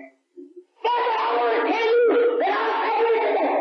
He said, "I'm going to kill you like this. Till I tell you that the cross my uncle." He said, "I'm going to kill you John man."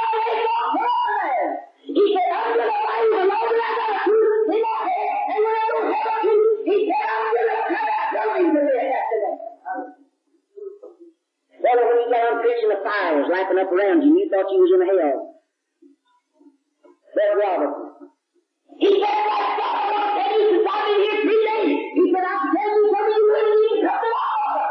He said, "Why do you need to come to the altar?" He said, "We got all up here so please be God." And he said, "Some of you really come up here and put that stuff on and say, what you take you on? So please God, and let the rest of it hang on the floor." I think we need some of that kind of preaching today. And when he prayed, he said, "Oh God, make my backbone like a telephone pole that I can come up and fight the devil and pour power out Jesus Christ." That's a little hippie sass preaching we got down in the hills of Kentucky there some years ago.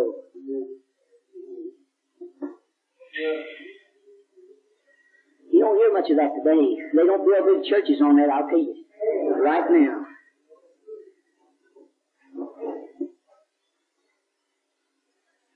Some women you like swallowed the tongue a while ago. Come on, women.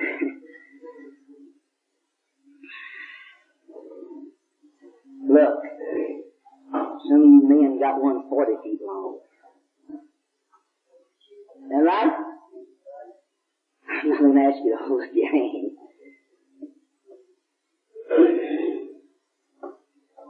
Oh my, I tell you, we got kitten girls on today to preach the gospel a lot of times to have crowds, haven't we? that day's over. Brother, you don't perfect people with kitten gloves on, I'll tell you that right now. We just well get down to business and get in this old hard-hated gospel and get this bride ready and get out of this old world, because if we don't, we're going to be here to go through the tribulation too. We're going to have blood on our hands.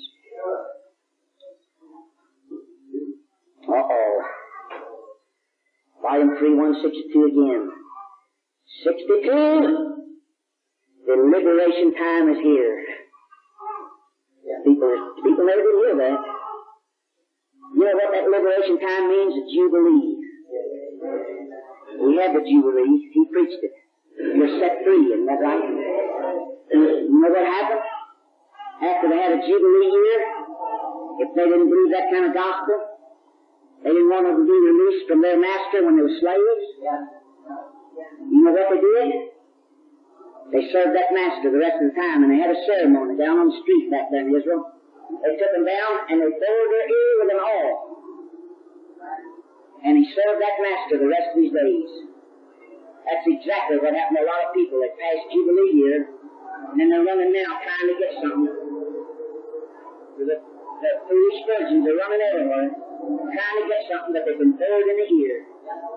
And they can't hear the true word of God. And there's nothing in the world around but confused.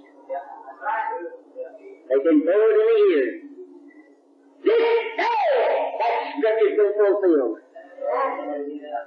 Way before today, too. But I don't think he had that in there. That's the reason they can't hear the true word of God. Didn't he say before he went off the scene, he said, what's all these people running off for the last 3 years in my meeting? He said, they're not getting anything. They're not getting anything. Didn't he preach souls in prison now? Why didn't he preach souls in prison in a few years?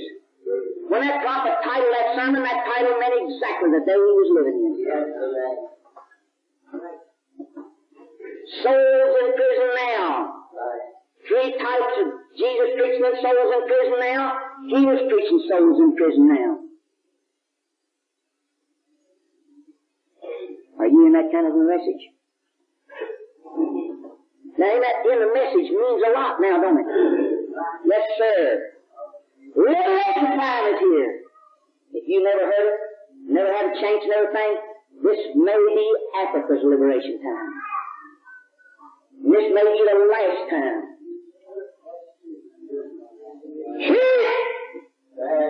The prophet got locked out.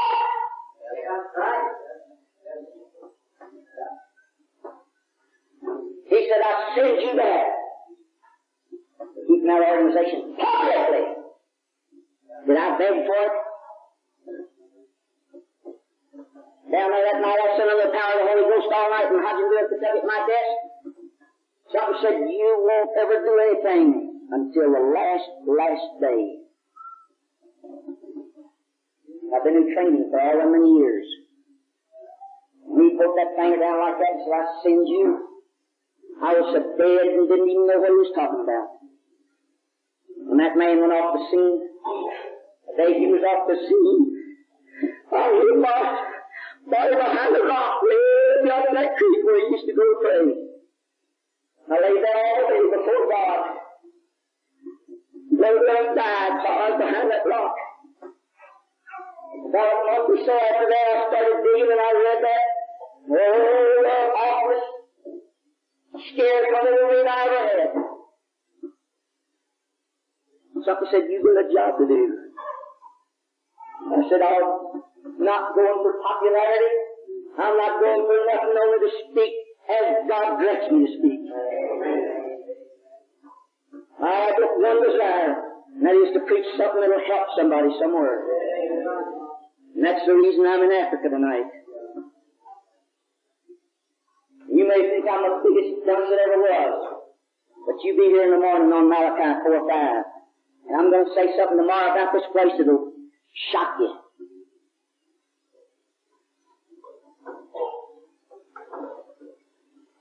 Look, you judge now. If God testifies of His gifts, don't He? Did He testify of William Brown's gift? He had a gift. I'm talking about, you know what a preacher is to people? It's a gift sent of God to direct them. so God is accepting God's servants whom God sends. That's what the prophet said. If God's Spirit is true in what I'm preaching, you deny it, you go to hell. I know that's flat and it's blunt. You decide whether it's the Spirit of God or not, or the Spirit of the devil. They're calling it Spirit of the devil everywhere. That's right. If it is, I'm deceived. If it's the Spirit of the devil, don't you come one other night. You spread it all around, everywhere around this country. That's the Spirit of the devil in that Emmanuel Gospel Center. Don't you go in to deceive you. That's your duty. You're duty bound to do it. I won't get mad at you for doing it.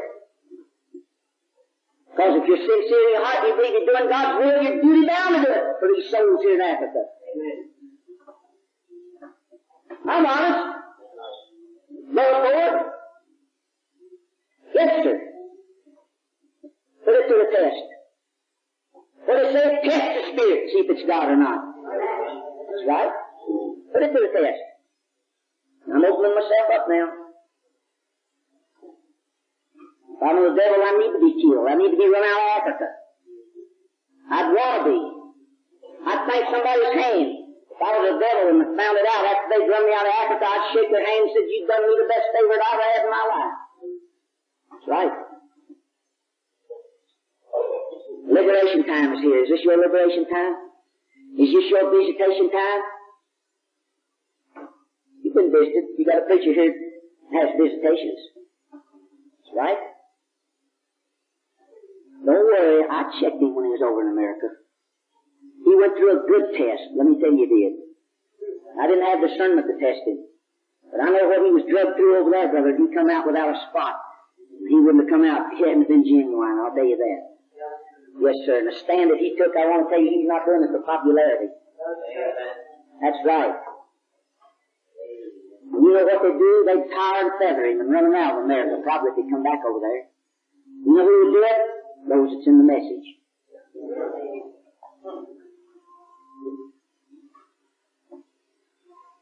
You know why liberation time's here? Next statement he made in that book. Bring us back to the original sons and daughters of God again. What about it? Bring us back. Now there's Malachi 4 or 5 over again. Bring us back to the original sons and daughters of God again.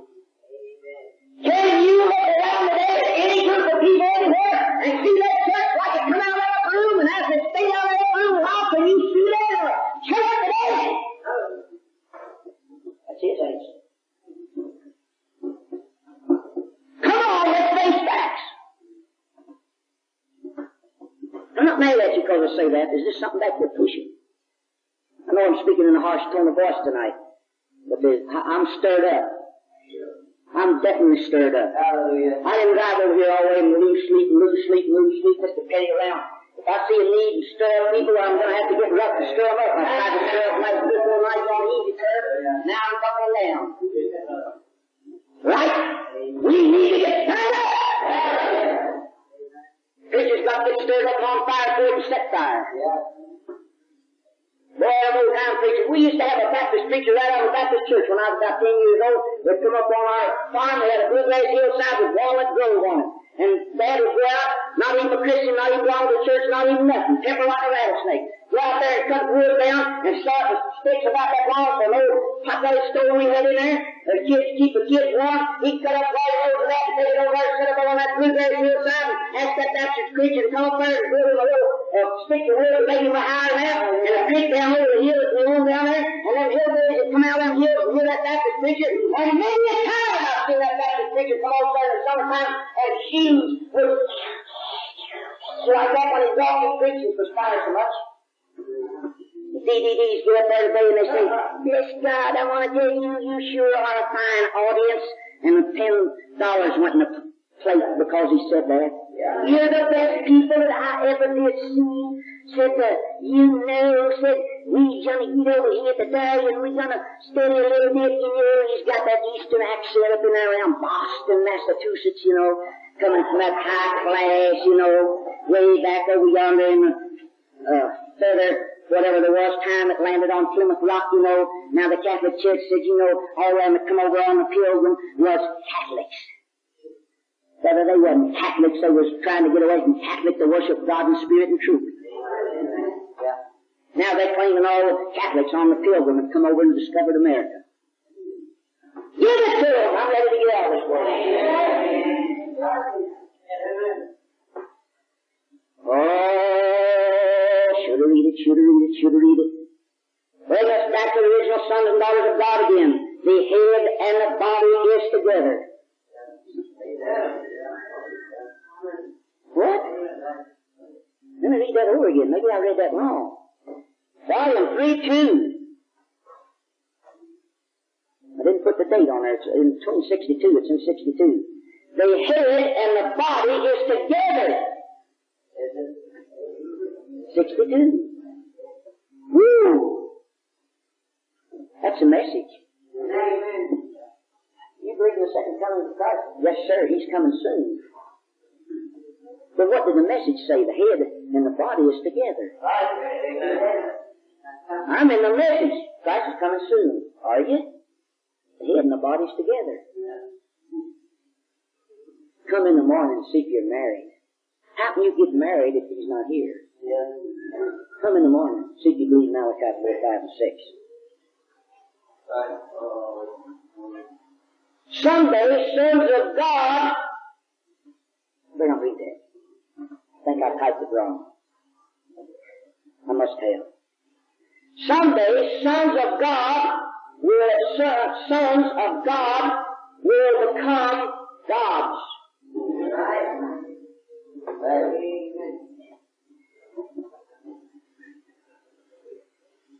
I looked at that many times to be sure that I was correct on the typing on that. That's the message.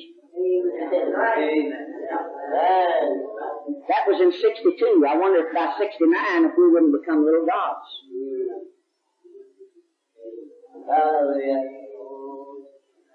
Where do you get anything else to tie into that? The bride must be the Word. What is the Word? Huh? Two's a witness, isn't it? Are you that kind of a bride? How do you become the Word?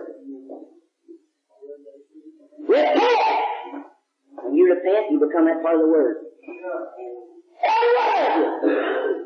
Be baptized in the name of the Lord Jesus Christ. You become that part of the Word when you're baptized in the name of the Lord Jesus Christ. And you shall receive the gift of the Holy Ghost. Is that right?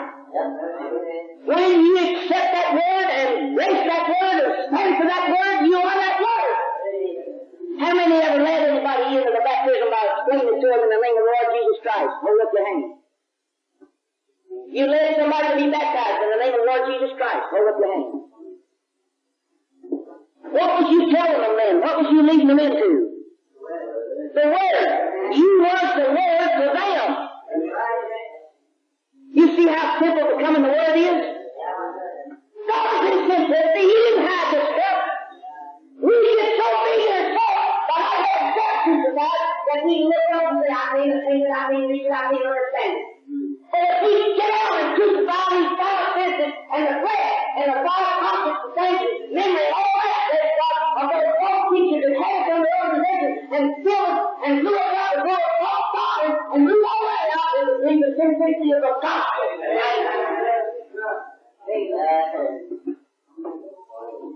When you get all that rotten out, you can get some pure meat down inside.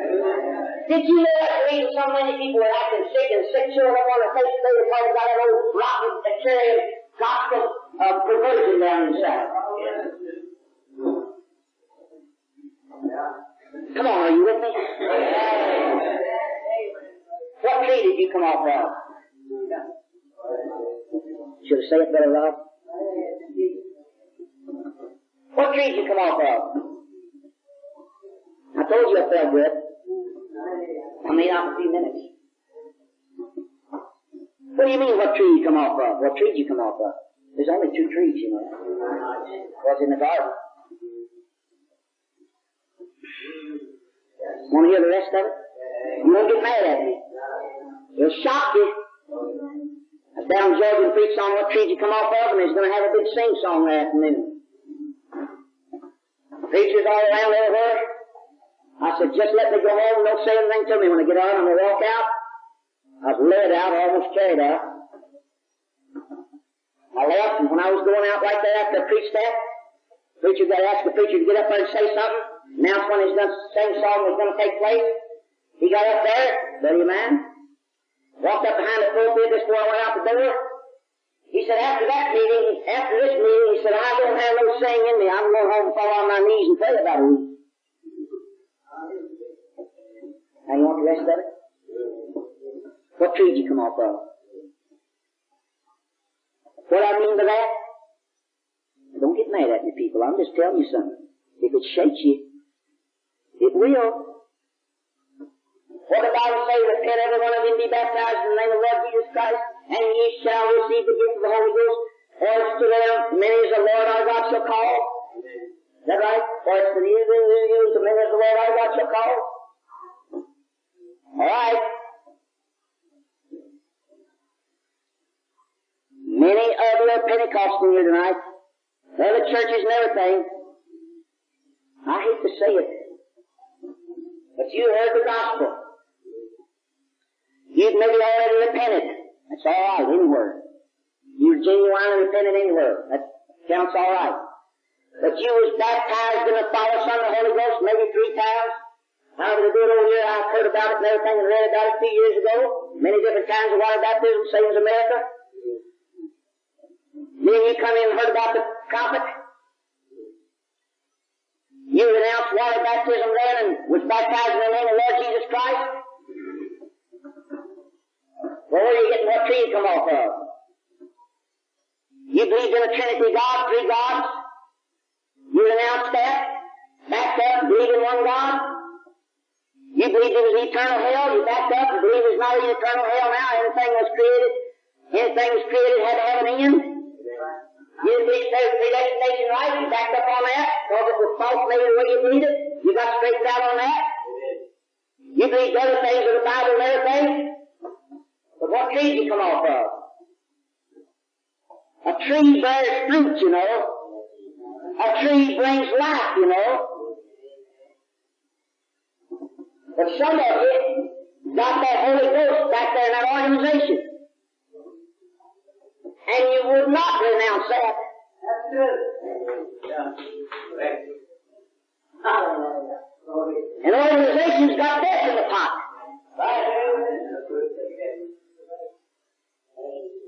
Hallelujah. Somebody might be able to repeat that.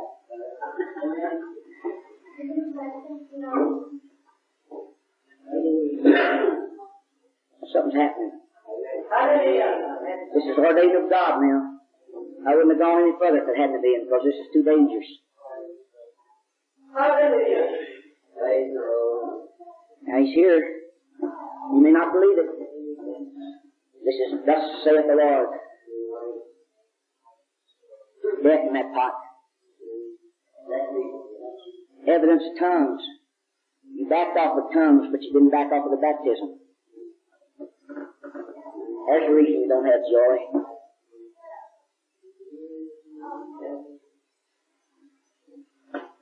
Because you still got that organization baptism of the Holy Ghost back there.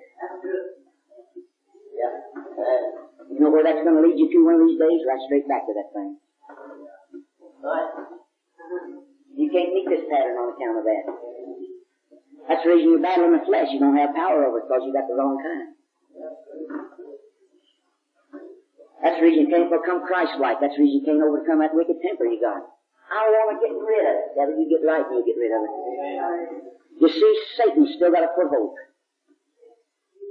What did he say in the token? The token never comes till the last days. And this is the last days, he said. What is the token? He said, the token is the Holy Ghost. Now you said, what about all them Pentecostals way back through there? They died in the faith. That's all right, they died in what they had. They believed truth, they died in it, they were saints of God. Don't worry about them, worry about yourself. Because you lived in the last days and they didn't. That makes a difference. You living in the bride age, that makes a difference. You coming into perfection in the bride age, they didn't. You living here when Jesus had already come, they didn't. You live in here when the prophet opened up all the mysteries. They did. What tree did you come off of? That's the reason you're bearing that kind of fruit. Let up! And get filled with the genuine Holy Ghost. You come in here, you say good thing night, and you don't rejoice. Dump it out and get filled up with the right thing. You rejoice. You get drunk just like they did up there in the room, and you come and stagger around just like they did. Yes, sir. I don't say you have to stagger. I don't say you have to do anything, but they did. You can too.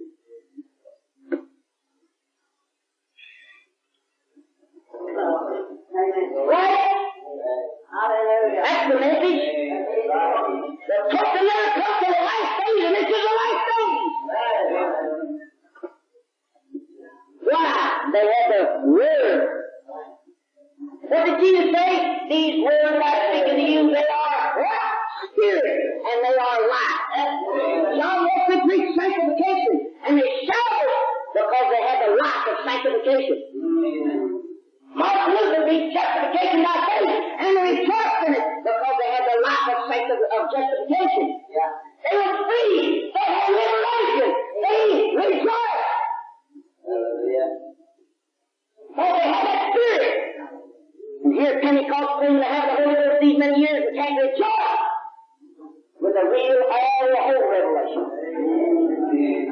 Bring back some of them old Methodists and put them this thing. You couldn't hear ears in this building tonight.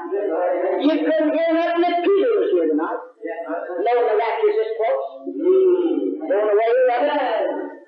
You read John back tonight when he's over on the air and he's running over and running down the stairs. Well, I tell you, he thanks for them all.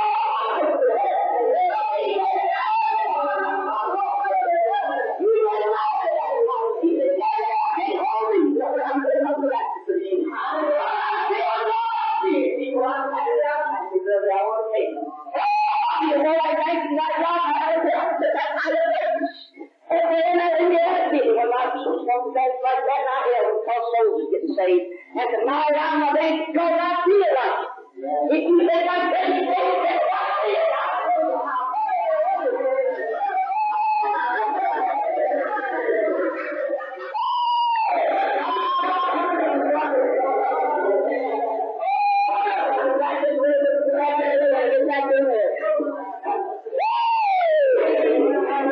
I'm going to stop where the water comes out. Well, I feel good.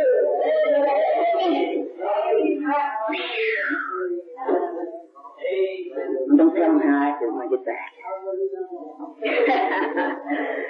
Oh, tell them the world, children. And I tell you, we shout for the house. Cause all truth, the whole mystery. The trees come over. Get one thing to listen, brother. I want to tell you this joy of speaking for the Lord. You don't care about the bad snakes or false preachers or nothing else, but you so full of grace, glory, and glory.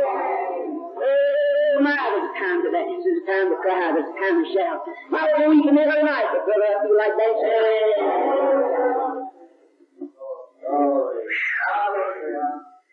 You had your camera. I couldn't have done that. Oh, my. Talk about with all the revelation of God wrote down and not time to dance, I tell you. Just look at that picture over there and see him standing in the sky. He said if he flies in the heaven, he'll hear he's standing You are standing in the most dangerous place in California tonight. I'm telling you, California's going down there these days. And if you're not right with God, you're going down there.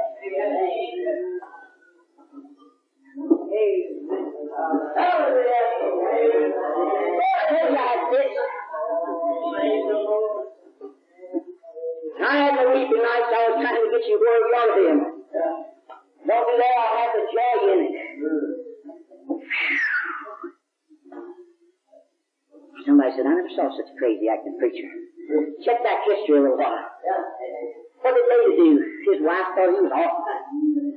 My wife would probably be up here with me tonight if she was here, and she never did think other than the worldly things before I got her. Jezebel, if I ever saw one. Had spike heels about that long hair, all frizzed up, painted lips and everything. Ooh, when she walked down the street, I tell you, Jacqueline Kenny couldn't hold a light to her. She thought she owned that little hand. Oh, she stepped down the street like that. Everybody was looking at her. There wasn't nobody looking at her. I got a brand new Oldsmobile on the skating rink out there in a pocket full of money the other day. Had a brand new Pontiac and a brand new Oldsmobile. And I had money in my pocket and was too stingy to go and buy a 30-cent meal. I had to wait till I got home and eat about 12 o'clock at night because I was eating off mom and dad. That's what I got. My God was money, working 7 days a week. Isn't it better to dance in the spirit tonight than it is to run a skating rink and make money? The doctor said, you can't live. God's spared my life on the back for you to come back there and stand in Africa tonight. They was beating in the face the next morning after laying there 12, 14, 24 hours, beating in the face like that, and I was poured a liquid ether out on the cotton. I said, oh, get something up, killing it, burning it, killing it, finish something. They only run over and got a canister and poured it out like that on a big ball of cotton and said, hold your feet, don't you lift. And I did. And when he turned his back up, got that thing in there, squeezed it and drank the liquid ether. Then they wondered why I didn't wake up when they found that cotton in my mouth. They knew. But he can't live. He sucked every bit of that ether out. But he did. Because God had his hand on me. I've been there for all those years, and 4 years I spent held up in the army, begging God to save me every time I saw a bullet or heard flames over my head. I said, God, I deserve to die and go to hell, and I'd die like a man. I'd stand up there and lay all the rest of them, begging on God and split trenches from the ground, bullets flying and everything. I'd say, oh, come on, fellas, you're just a coward. Die like a man. You're going to get killed. I said, I deserve it, and I'll end up in hell, but I'm going to die like a man. I look up like that to see him right up over me in the couple trenches when them bombs boom, boom, boom. I jump out and I'd say, oh, you ain't coward, you. If you get right, I'm not right, but I'll die like a man. Oh, die like a man. Take hell, that's what you deserve like I do. I'm taking it as a man. Walked around and made fun of him. Wasn't scared one bit. The first bomb ever dropped 1,000 pounder, less than 100 steps, and he put 4 inches of dirt on me in a trench. And I sweat cold sweat on my brow.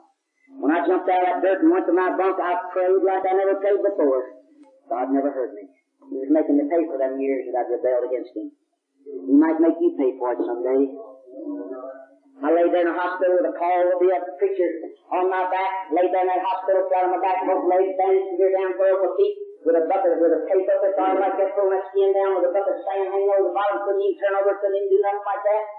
Laid there in a 18-year-old boy, one of the cream of the crop of America, with 4 chaplains less than a half a block away, and nurses, and Jack Benny come over there and walked up his bed. How many remember Clara Landis, that beautiful movie star? Come over there so vulgar, the nurses walked out, and the men turned his head, and that man said, get out of here, you're still hanging out there in front. Said, tell me what Jesus, I'm going to die and go to hell. She's going to hang over her face and run out of the building. Right. Jack Benny went up there and tried to crack a joke. He said, don't crack a joke to me. He said, I'm going to die and go to hell. Tell me about Jesus. And Jack Benny put his thing over his face and run out of the building. We standing down there and bed laying down there, taking the call about 14 years, and said, yeah, now you can't get to it. What are you going to do? I cried, I sweat, I paid my price and held on to that deal. I saw a colonel come in there all night and Mayo Clinic and work on that bed and stick a needle down his head that long and get his blood clot up and put it on his backbone. Pulled it out in the highway and had 4 slits across his head like that and shoved that needle in heaven and didn't do nothing. And come in there all over that blood clot like that. Had him on a ear like that, took a good bandage off his ear, looked like a turban with an Indian from India. Pulled that blood clot out there and stayed there with him. 3 days after that, he had a temperature of 104 and going higher every minute. Nurses been working about 12 hours a day. He had to stay there with 11 o'clock at night. 2 of them with the fans on each side like that, and up and down like that. And 2 nurses going up and down with a lot of cotton filling, rubbing alcohol on him, and a man standing there like that. He worked 12 hours that day, staying there with 11 o'clock at night, trying to stay that boy alive. With an electric fan going up and down there trying to get his temperature broke. They got a broke a little bit off the bed, and that doctor come in there and threw that clot off his brain. Then he was back in there about a half hour and stayed there all day night for almost a week. Him begging everybody come by and say, tell me about Jesus, I'm going to die and go to hell. He got out so weak. One day I heard him laugh, and that clot every day. He said, tell me about Jesus. was in the army military from his period. They would run around with the nurses and everything. They didn't have time. We would call up God there and go through hell. God knows how to deal with it.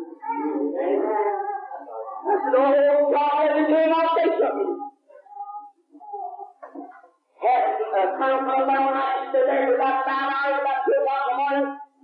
Somebody just called the general out of bed, and he come in there and he said, come on, go to bed, you're going to crack up. You can't stand, you've been up here too long.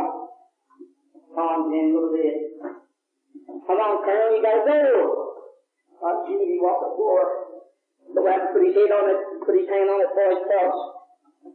I could hear him.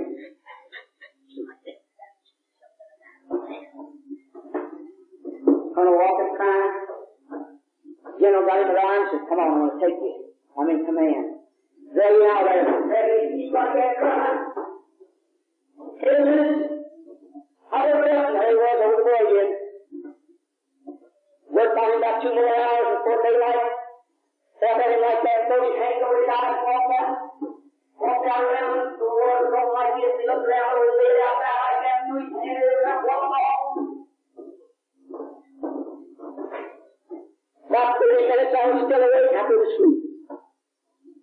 I saw a nurse come running and throw me into the water. When I sat there like that and reached down and got his arm like that, looked all around like this, looked at the watch and fell back down like that. Reached down and got the sheet, put it up over his face. Oh, God, help me! So we went all out about God. I wonder if he might have been in Africa one time and you didn't witness to him. I wonder if he was a paper that had a lot of Christians and they didn't witness to him. I wonder if he said brother ever witnessed to him. I wonder if they had all the sisters and brothers and they didn't witness to him. I wonder if they had a Christian professing Sunday school teacher and they didn't witness to him. I wonder if anybody else ever witnessed to him. Me laying there 34 years in this world and more after that time of 34 years when I went to the army and next oldest man in my outfit. Breaking down under the load carrying and everything like that was too old. Sleeping on the ground. I want you to feel sorry for me. It took that to bring me where I am. Well, 34 years life, going to different churches, got in the army, went to churches around, went to church in Australia, to an Anglican church over there. 34 years, and not a person ever said anything to me about Jesus Christ. I said, oh, God, will you let me get back to the States and get right with you?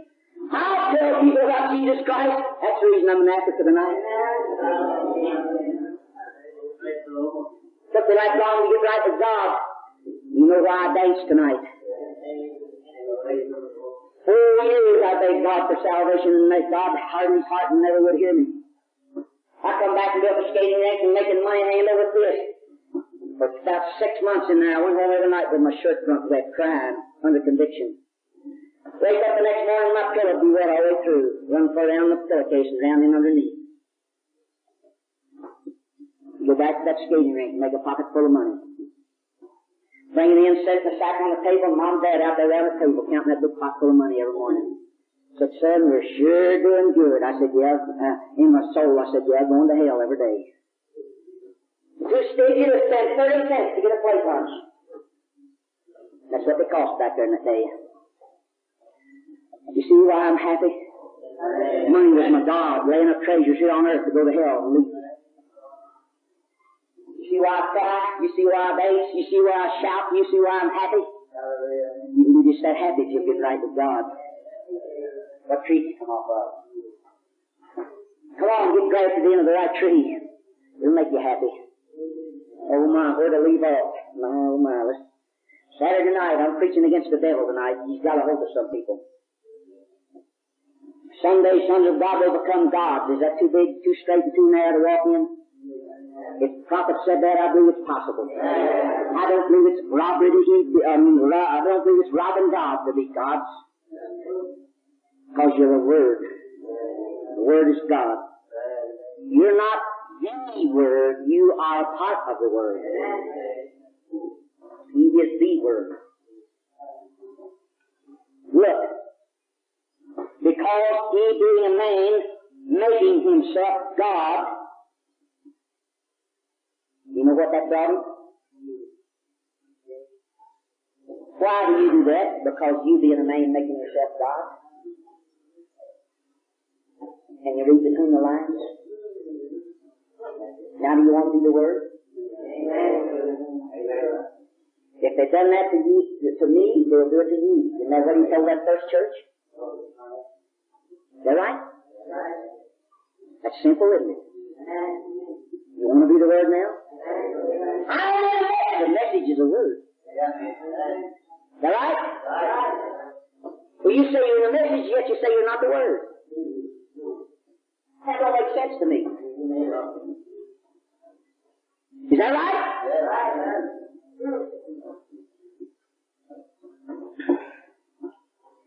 This is not a little 8th grade dumbbell up here talking. Little 8th grade dumbbells don't talk that way.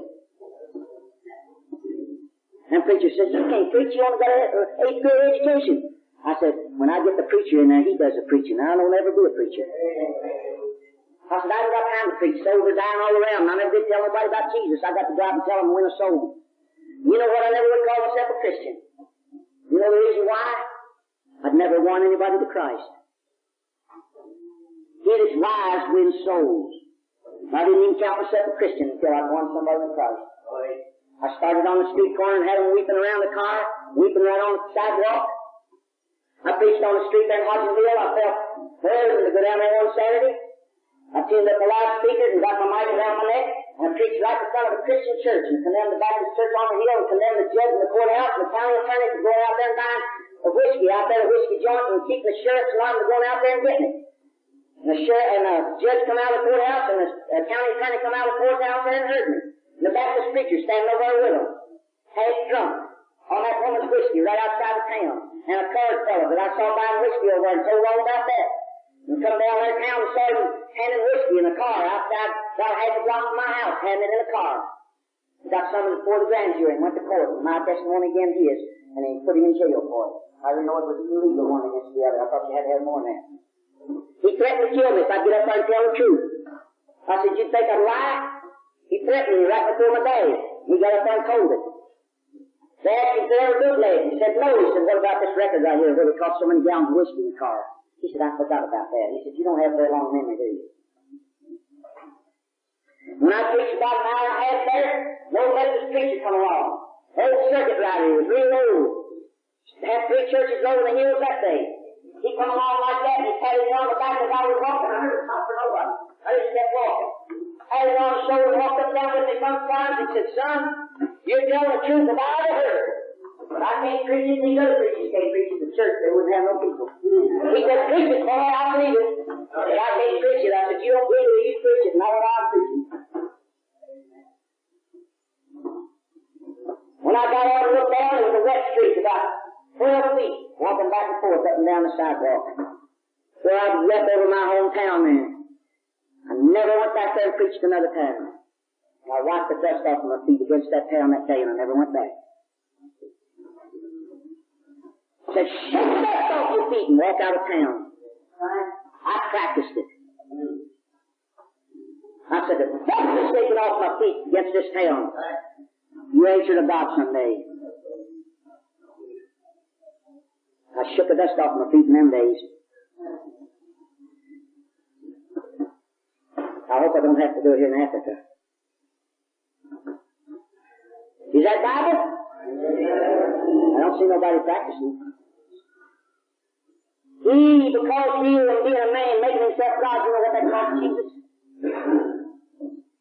Someday, sons of God will become gods. You know what that's going to cost you? You want to be in a message on that kind of a message? Better watch how you say amen. When they go to throwing stones at you, you might want to say amen. Volume 3:7, and I must get hurry right here. I want to read it real fast now. You believe the Holy Spirit's here? All right, you got ears to hear now. Come on. Volume 3:7, 63. Revelation is Christ's way of making himself known to his bride. Why do you have to see?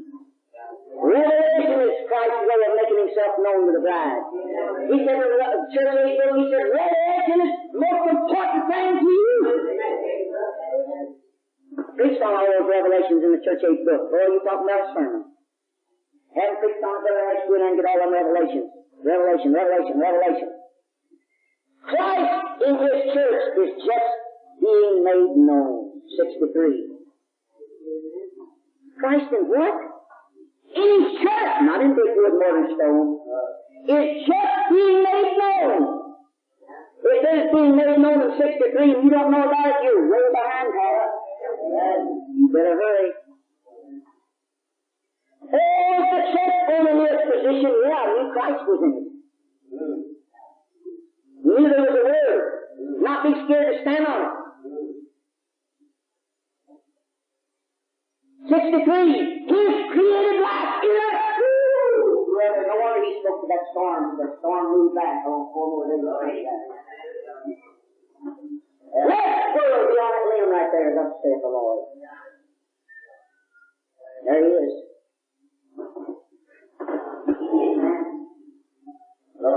I want to ask you a question. Did that look a little bit like a God?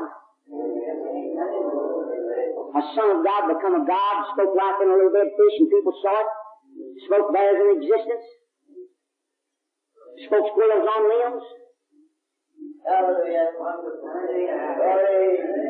We can't breathe today. You know what? He done a little more. More than this shall you do.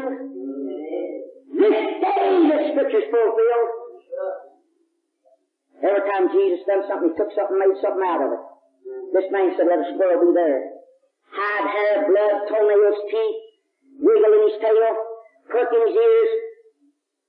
All created. Nothing.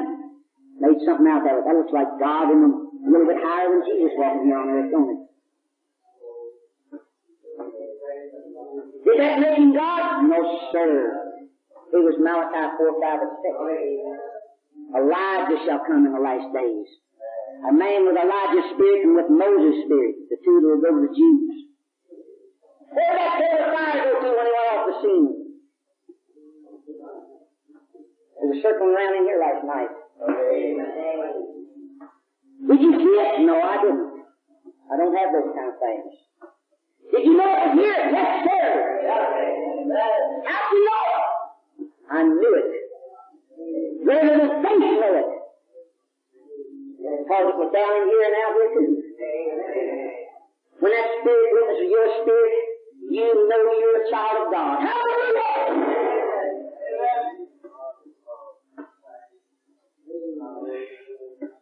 Oh, the church only in this position. You are in that position. All right, in 63 He told it. His church is Himself revealed. That's the reason Revelation's valuable to you. His church is Himself revealed. Have we been living in the revealing days? Did we live through the sight age? Come tomorrow we'll hear about the sight age. Whenever's the sight age tomorrow. He said, after sight age, there's nothing that moves. Coming a thigh, Luther. Coming a shoulder, Wesley. Wesley. Come in the neck, Pentecost. Come in the last end up to the eyes in a prophet because he saw visions and saw what was wrong with him just like Jesus did. You move out there, all you got to believe. No senses, no conscience, no nothing, just believe. Believe what? Believe Revelation. Because it's all been revealed to you. That's how simple it is. God is simplicity. His church is Himself revealed. Do you believe you're that kind of a church? Are you that kind in the message? His created life in us. Didn't Jesus actually use it to the world? Didn't Jesus speak one day and said, I never heard a man speak that way. I'm just reading what the prophet said. This is a message. This is just one line sentence is a message. This is a message polished up.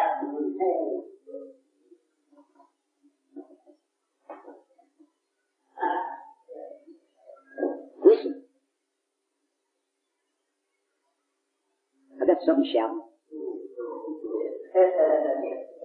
That boy been that happy. He's just shouting his head off over there because he's preaching the gospel in here. You'd feel funny if some stones out there go to shouting, wouldn't you? God said he'd do it. He has already. This day that scripture's fulfilled. Well, where are they? Them little stony hearts back there. They got unstoned. They got limbered up. Now they're saying, amen. Glory, preach it. Yes, sir. You still got a stony one, Reed. You can't say that. Let that stone fall on you and crush it. You can say it. Here's created life in us. The Word of God is growing in this church today. Oh, what about all this division? His Word and God is growing in this church today. And that church is growing today. It's just not millions around the world, or millions in one place, not thousands in one place. That's the reason you don't see much of it. You just got a bunch of goats, that's all. You're trying to put them dry.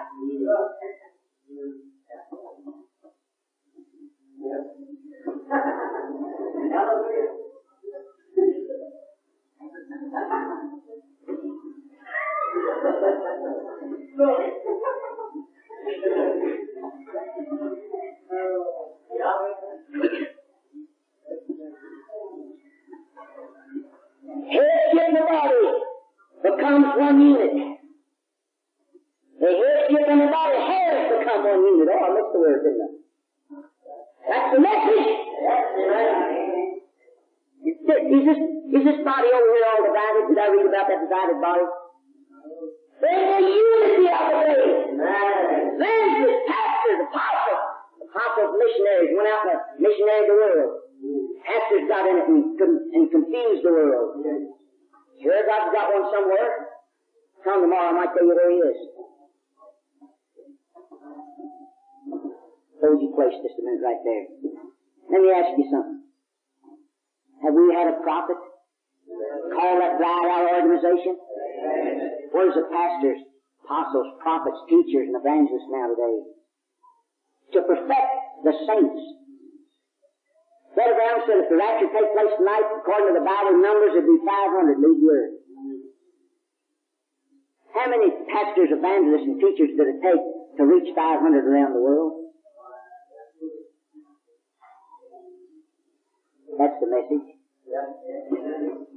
Now, I'm not saying it's 500. I found another figure. That's right. But it wasn't millions, I'll tell you that. Right now I don't remember, I'd spit it out. Well,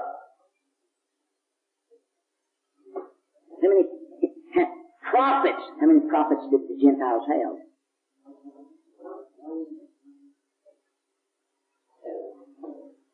Pardon?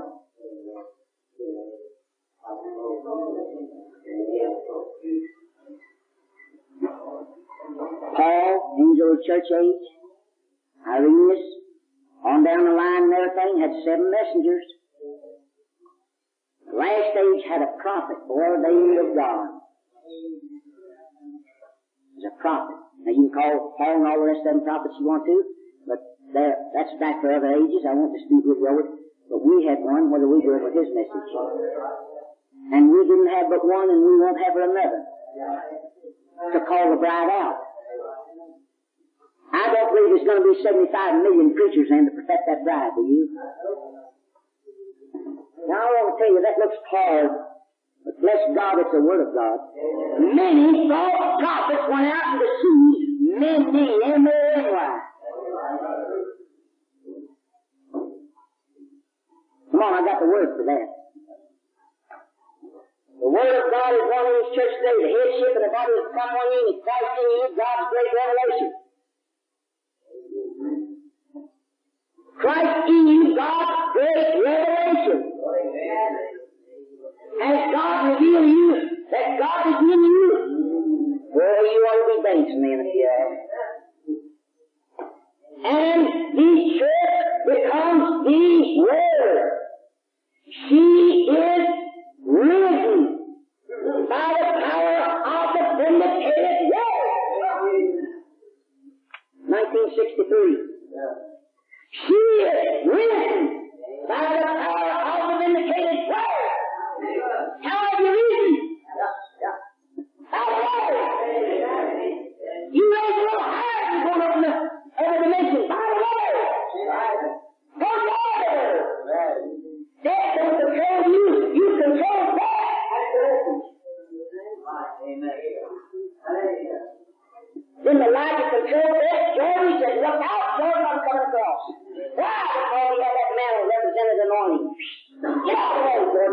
cross. You got the anointing as the supreme power of God. Didn't I read that a while ago? Better get out of the way, Satan. You're in the supreme power there. I'll run over you. I'm coming through. Why? You're a little God. You're the Word. You say, oh, man, I can't believe that. You haven't got on your believing garments. Perfect faith. Type that message in a folder, 63. The church has got to lift itself. Yeah.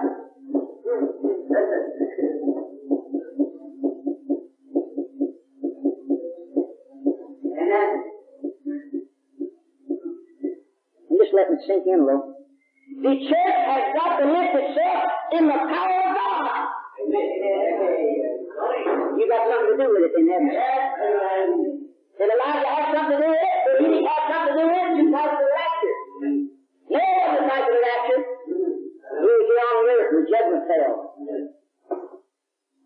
Enoch said, Lord, I just can't help but walking with you. Walk in the Spirit, not so good or not for the flesh. Enoch had a little fire to get over on the other side. And he walked with God. And he walked with God. And he walked with God. And he walked under the Spirit of God. And he walked under the Spirit of God. And he walked in the Spirit of God. And he walked with God. And he walked with God. And one day he walked and he got to come back. You walk in the Spirit of God. You walk in the Spirit of God. You sing in the Spirit of God. You pray in the Spirit of God. You organize in the Spirit of God. You say, God, I'm going to be down this road and walk with you. Lord, I'm going to come home and walk with you. I'm going to be a little lower, Lord. They're a little higher on your power. They're a little higher on your power. I feel very full of power. Thank you, Lord. I hear that too with the man coming forward. I don't see us in these churches. I don't like that. I see Jesus Christ over my heart. I got this power. I believe that word. I believe that word. I believe that word. I got the God on here. I take the little I want to die from this world. I come home. I love you all in the heart. I'm trying to see you all because you love me. And I love you. Lord, I make a letter to you. I feel the peace of life. I'm coming home, Lord. Get out of the way, Satan.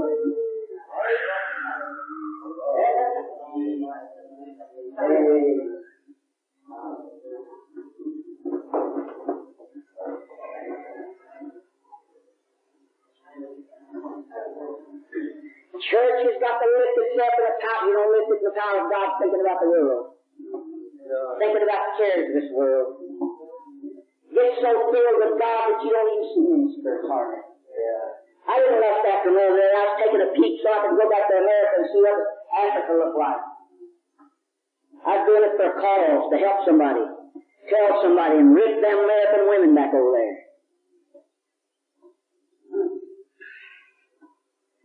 That's right. I hope none of your colored people do that, but you know they do, don't you?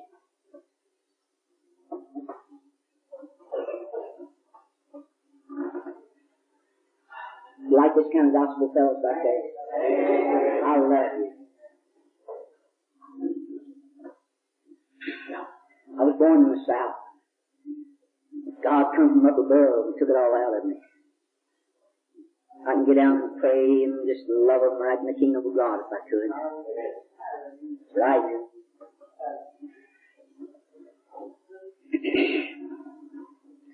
Oh, Lord, give me a little more breath.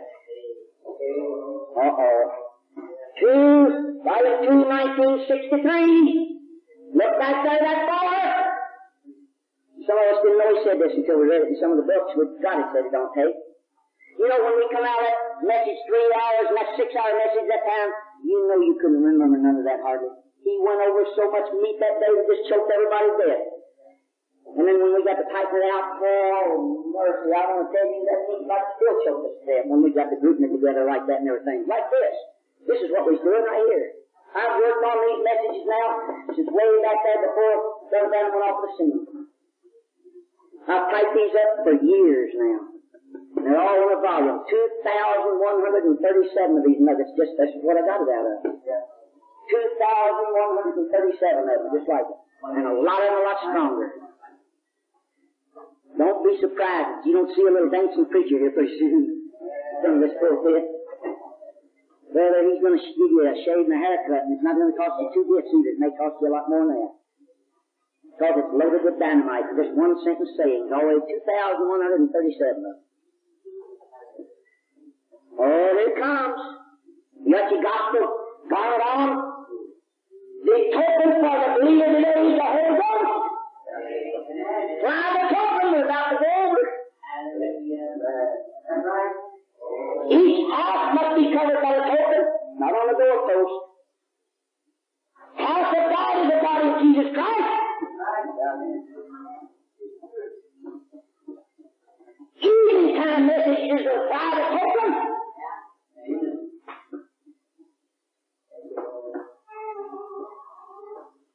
Now that's a message. Sure, you had that person that was leaving that word all the way out through there. But you got twisted up. If you got that under that twisted up, it's got death in the pot. Can I say one more thing? A good tree produces good fruit, and a poor tree cannot produce good fruit. Where's your organization baptism mean? Is it a good tree? Come on! I repaired it while ago. He made me say it. A good tree produces good fruit, and a good tree cannot produce good fruit. That's the reason the token had to be applied down here a lot of times. You give up all the rest, it wouldn't give that up. I preached right from Georgia, come back home a few months and went right to South Carolina and preached what creed you come off of. And a person sitting in there got up after the service and said, I believe that message. I have never been satisfied with that Holy Ghost that I got back on it, and I don't care what you people say about it. I don't believe it was real after hearing that message. I renounce all that, and I'm going to get the real thing right here today. I'm never going to get up off that floor. I'll die there like it's the real thing. And it wasn't 20 minutes before she had the Holy Ghost. And she stirred them people up to end it down there. She told her to live down there where she lives. And I went back down there about 3 weeks after that, and dozens of people come to me and said, if that woman's got the Holy Ghost, I don't have it. And I know she's got it, and I don't have it. She said, I know now what the Holy Ghost is, and I didn't get it right there because I can't live what that woman's lived the last 2 weeks down there. And they saw it and saw it leave down there and didn't find it, and then they turned against her. And they turned against me. The preacher saw it. And he didn't get it. And he got drunk. And he went to smoke a cigarette. And he started, and he took his son's wife and left him standing in welfare. And they called him Mr. Revelation. An organization down there. He had a whole organization in the palm of his hand. Because he preached in Revelation so much for years. Seeking the Holy Ghost and said he didn't have it. Got drunk and went out and lived with his son's wife. I went to his house here some time ago. Couldn't ever catch him. I went to his house and caught him half drunk and laid my hand on his shoulder and I said, I don't condemn you. Neither does Jesus. Come on, get on your knees and get right. I'm here for that purpose today. Stood there like a concrete post and never said a word. I laid my hand on his shoulder and cried until he began to cry and I said, come on, get on your knees. He wouldn't do it. Turned and walked off. That's what he had. He could speak in tongues like 4 hours and taught evidence of tongues all those years and everything. Had the Holy Ghost. The Holy Ghost don't live like that, I'll tell you. There's a man to witness. He said he didn't have the Holy Ghost. He thought he did, but he didn't.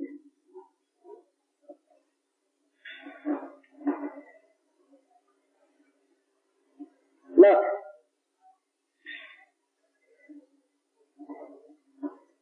The evening time message, private token. I believe the message. You obey it.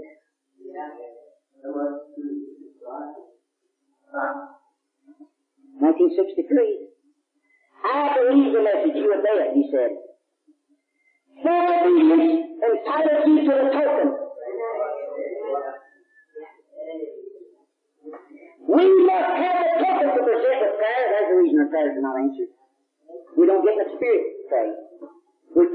the flesh. You must have the token to present with prayer. You pray in the Spirit, He'll answer. If you call on the telephone like you pray to God, you'd never get an answer. What do you do when you talk to somebody or try to call somebody? You go in there, you take down the receiver, or leave the receiver on, I guess you take down the receiver, you take your little finger and you dial that number. You wait, and you wait, and you wait, and you wait, and you don't go ahead and do the talking. You wait until somebody says something on the other end of the line. Then you start talking. You start praying that way once. Wait till the other end of the line takes down and says, I'm listening. You're in contact. Satan cuts the telephone line, you know. When you get to weep and the Holy Spirit comes down on you and then talk to God, you don't say much. You don't get in and say, oh God, give me this, give me this, give me this, give me this, Lord, give me this, give me this, give me this, give me this, Lord, thank you, Lord. A couple hours after that, I said, did you pray a while ago? Yeah. What'd you pray about? I don't remember. Did you get your answer? No. Did you get an answer to that prayer? No. What'd you pray about? I don't remember. How do you know if you got the answer?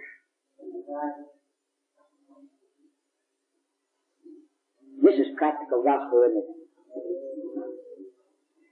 Look, Bible 3:20-64, and the word will correct ever, wrong, always. The word will correct ever, wrong, always. That's what that was sent out there for, to correct. The word itself isn't right until it's vindicated. Until God vindicates the word that you're preaching, it isn't right. How many preachers you heard preach didn't get the vindication of the Holy Spirit on the message? Wasn't right. You know, Satan appears as an angel of light, but God don't vindicate it. Jesus is coming after a bride that's separated from the world. Who's the prince and power and the God of this world? Satan. Where did Eve have what they had back in the garden? Satan. Where did she get that knowledge to take it back to her husband? Satan. Where did she get that power to make Adam lust after? That's the message. Don't tell me it's not. Satan. Why do you lust after your wife? Satan. Right. God said, replace the earth. The prophet said it's not given to pleasure. What do you mean? That's the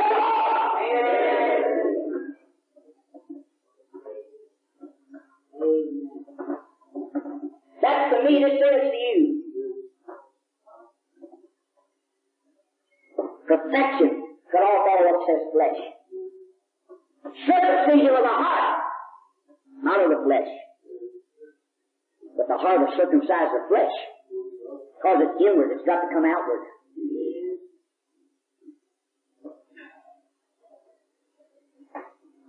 I know I didn't come here to say that.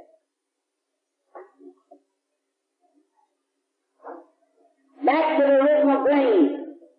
What was Adam back yonder? What was Jesus down here? Jesus was tempted with every temptation that any man was ever tempted with. And Jesus was tempted with women. The prophet said so. He didn't bow to it because he was perfect. And he suffered that so you could have deliverance. Just the same as to give his life for your salvation. He was tempted so you might have a moment escape temptation.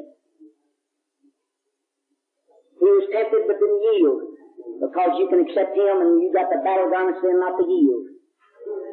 Walk in the Spirit and not fulfill the lust of the flesh.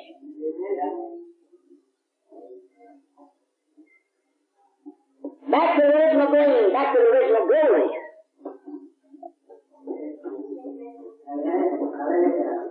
What kind of body we're going to have? A glorified body. We're going to get so filled with the Word, so filled with the glory, until one of these days it's all glory. In the glory from God, everything will be in glory. It's word on top of word on top of word until it's a proper. It's line on top of line on top of line until there's no line, until it's peace. Amen. That's the reason why that line roar up here. King of beasts, brother. He roars, everybody's silent. All roar the beast, because he's the king of beasts. When Jesus roars, everybody walks down and gives him praise. Or everybody trembles in their boots because he knows who he is.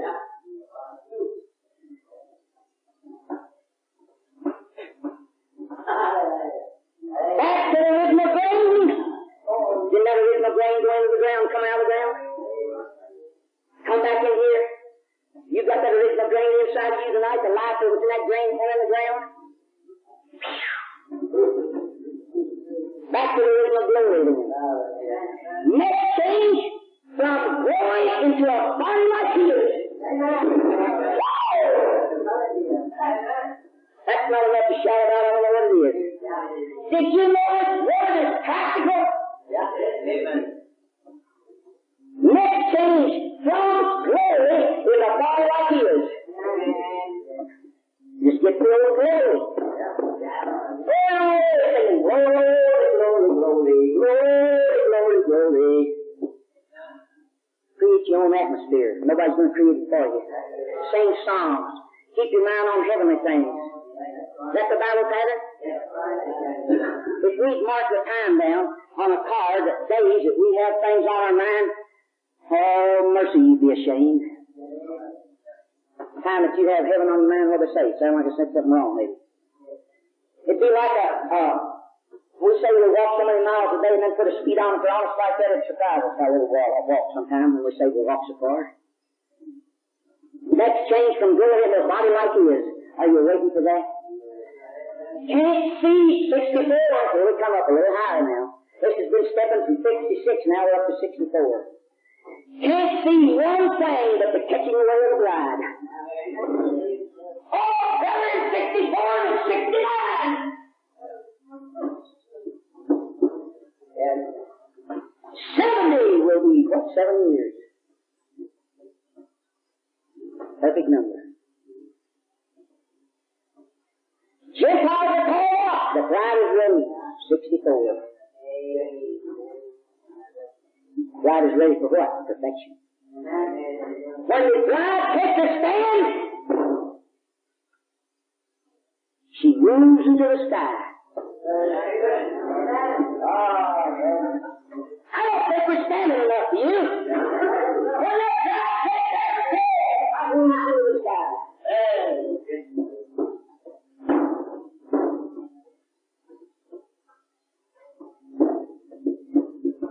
Oh, they have a perfect thing, don't they?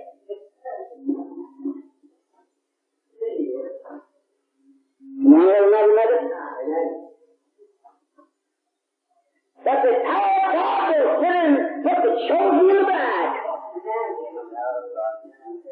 Oh, mercy. What is the next thing to happen? Taking up in the bride.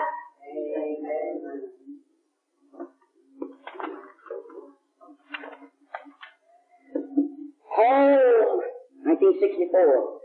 Home of the bride is here on earth. Millennium.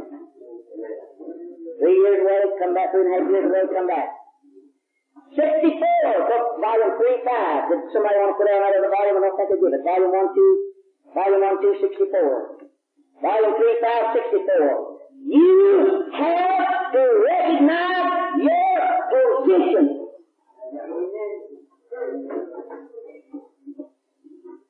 Sure. You recognize your position in these things I'm saying tonight. You act funny too.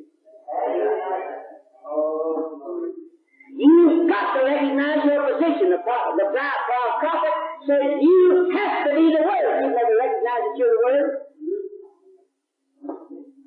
The talking coming like that. You never recognize that you got the token applied to your house? Volume 3, tale 65. Grow to the fullness of the resurrection, led by the Spirit. Not everyone said to me, Lord, Lord, surely him in heaven, but he that doeth the will of God and leads be led of the Spirit. Their thoughts are quickened. Their spirits are quickened. Oh, brother, that makes you act funny. Your body ain't subject to sin no more. One belief there, whether you're getting ready to go home. Son got to be revealed in the bride in the last days. Don't worry, even death ain't going to hurt you. Why? You're the Word. That power to you, there's that power from the Word. He had his stinger taken out. He would just, they speak that. Recognize your position.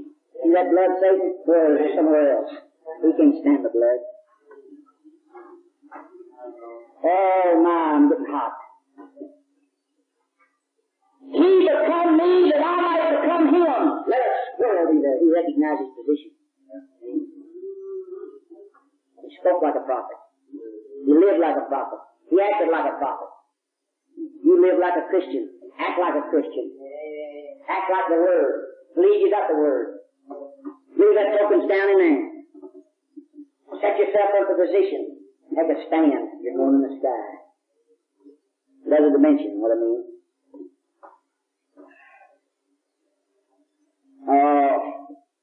He become me that I might become him. What is he then? For there has got to be a rapture faith. Yes, sir. Live in the presence of God until they become the Word. How you become the Word then? Live in the presence of God until they become the Word. Isn't that what you did? You went over.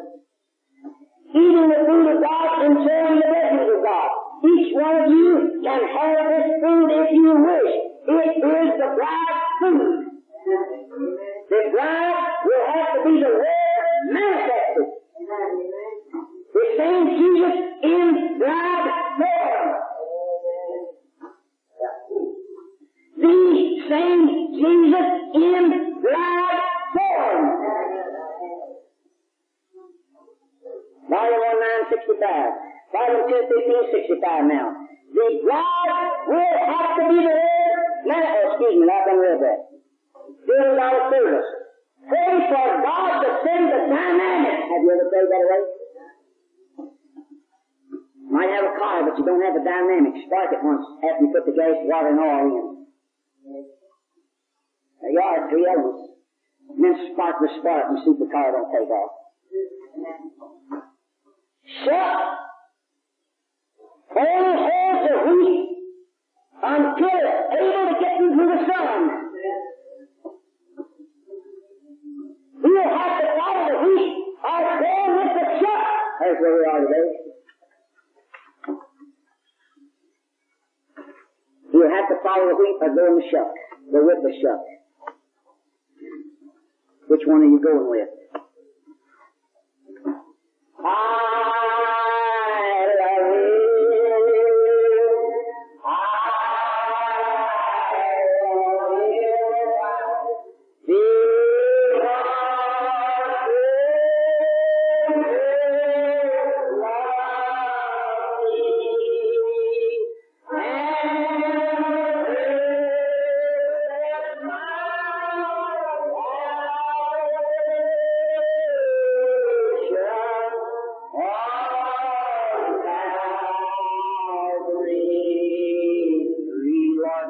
This word tonight.